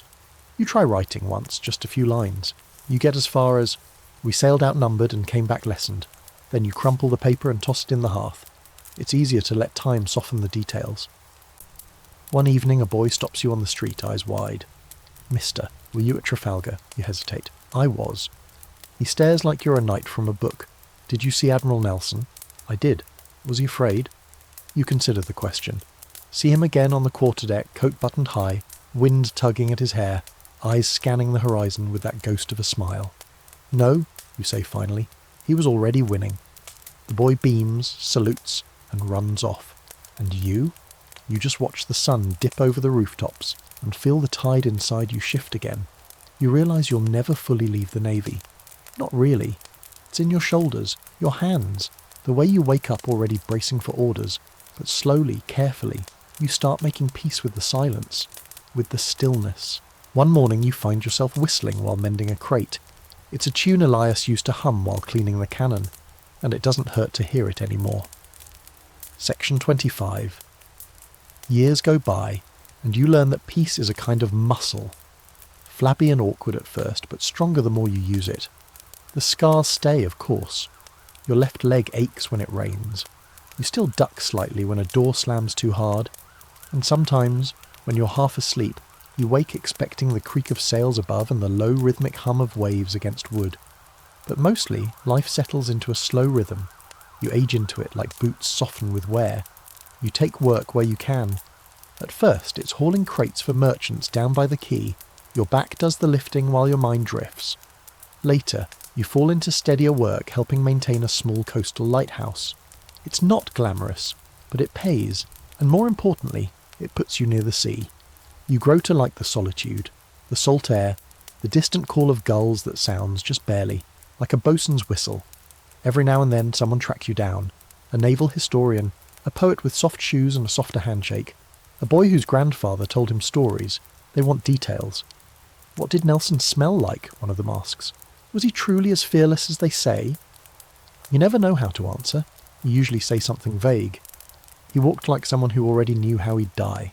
Or, he wasn't fearless. He just didn't flinch when fear showed up. They scribble your words down like scripture, wide-eyed and reverent. You let them. They're building a myth, and you, it seems, are part of it. One day you make the journey back to Portsmouth. Not for war, not for pay, just curiosity. Victory is still there, preserved, polished, perched in dry dock like a museum exhibit. You walk her decks again, slowly, touching the rail with fingers that once tightened ropes now long gone. Everything's cleaner, smaller. You feel like a ghost revisiting your own grave. The gun decks are silent, roped off with plaques explaining each station. You find the spot where old Thumper once stood. Your cannon. She's not here. Replaced, maybe, or moved. A plaque on the bulkhead reads, "Typical gun crew placement, Battle of Trafalgar." You stare at the diagram and want to laugh. It's accurate, but bloodless. No soot, no shaking hands, no Timmy with his powder satchel too big for his shoulders. You're invited to speak to a small group of schoolboys. You stand beside a model of the ship and look out at a cluster of round faces and stiff collars. What was it like? One asks. You pause. Survive this long. Her seams groan, her masts tremble. Then, in a horrible, slow moment, her hull gives way. Water rushes in. You hear shouting. You slip. You hit the water like it's stone. It's cold, biting, black. For a second, you don't know which way is up. You see the glint of cannon above or maybe below, then a flash of rope, then bubbles. You kick hard, lungs screaming, break the surface, gasp, cough, flail. Someone grabs your collar. It's Elias, dragging you toward the cutter. Your ears ring. Your chest burns. You make it aboard. Collapse. Redoubtable sinks. She disappears stern first, swallowed by waves, dragging ropes and bodies down in a twisting whirlpool. Gone. Just like that. When you finally get back to Victory, the storm is in full rage. Rain lashes down in sheets. The decks are slick with seawater and oil. You help reef the sails, hands frozen and bleeding, teeth chattering. The wind howls like a beast in the rigging. Men shout to be heard over the roar. Somewhere a mast from another ship cracks and falls with a sound like the end of the world. And through it all, one thing keeps the crew moving. The need to protect their ship, their Victory. This old, splintered, battle-worn girl who carried them through fire now needs saving. And so they lash down every loose spar, pump the bilge, bail by hand when the pumps fail, splice rigging in the dark with fingers too cold to feel. Nelson's body lies below, preserved in a cask of brandy. Word spreads that he asked to be brought home, that he wanted to rest in English soil. So now, in this hell of water and wind, your job is to keep the ship that carries him afloat. A strange thought hits you, somewhere between the third wave crashing over the forecastle and the fourth rope burn. You're now part of a funeral procession, an armada of bruised, limping survivors bearing a hero's body through a furious sea. There's a poetry to it if you squint hard enough. Fringe fact. Some claim that sailors took nips from the cask carrying Nelson, calling it Nelson's blood. A weird, dark honour. Others say it's just a legend, but you notice the marine guarding the cask looks just a little too vigilant. When the storm finally begins to die, it leaves behind an ocean strewn with shattered spars and capsized hulks. Several prize ships are lost, so are dozens of men, but Victory is still afloat. Barely. You sit against the mast the next morning, soaked and sore, watching the horizon slowly clear. The sky's pink and soft now, as if trying to apologise for the tantrum it threw the night before.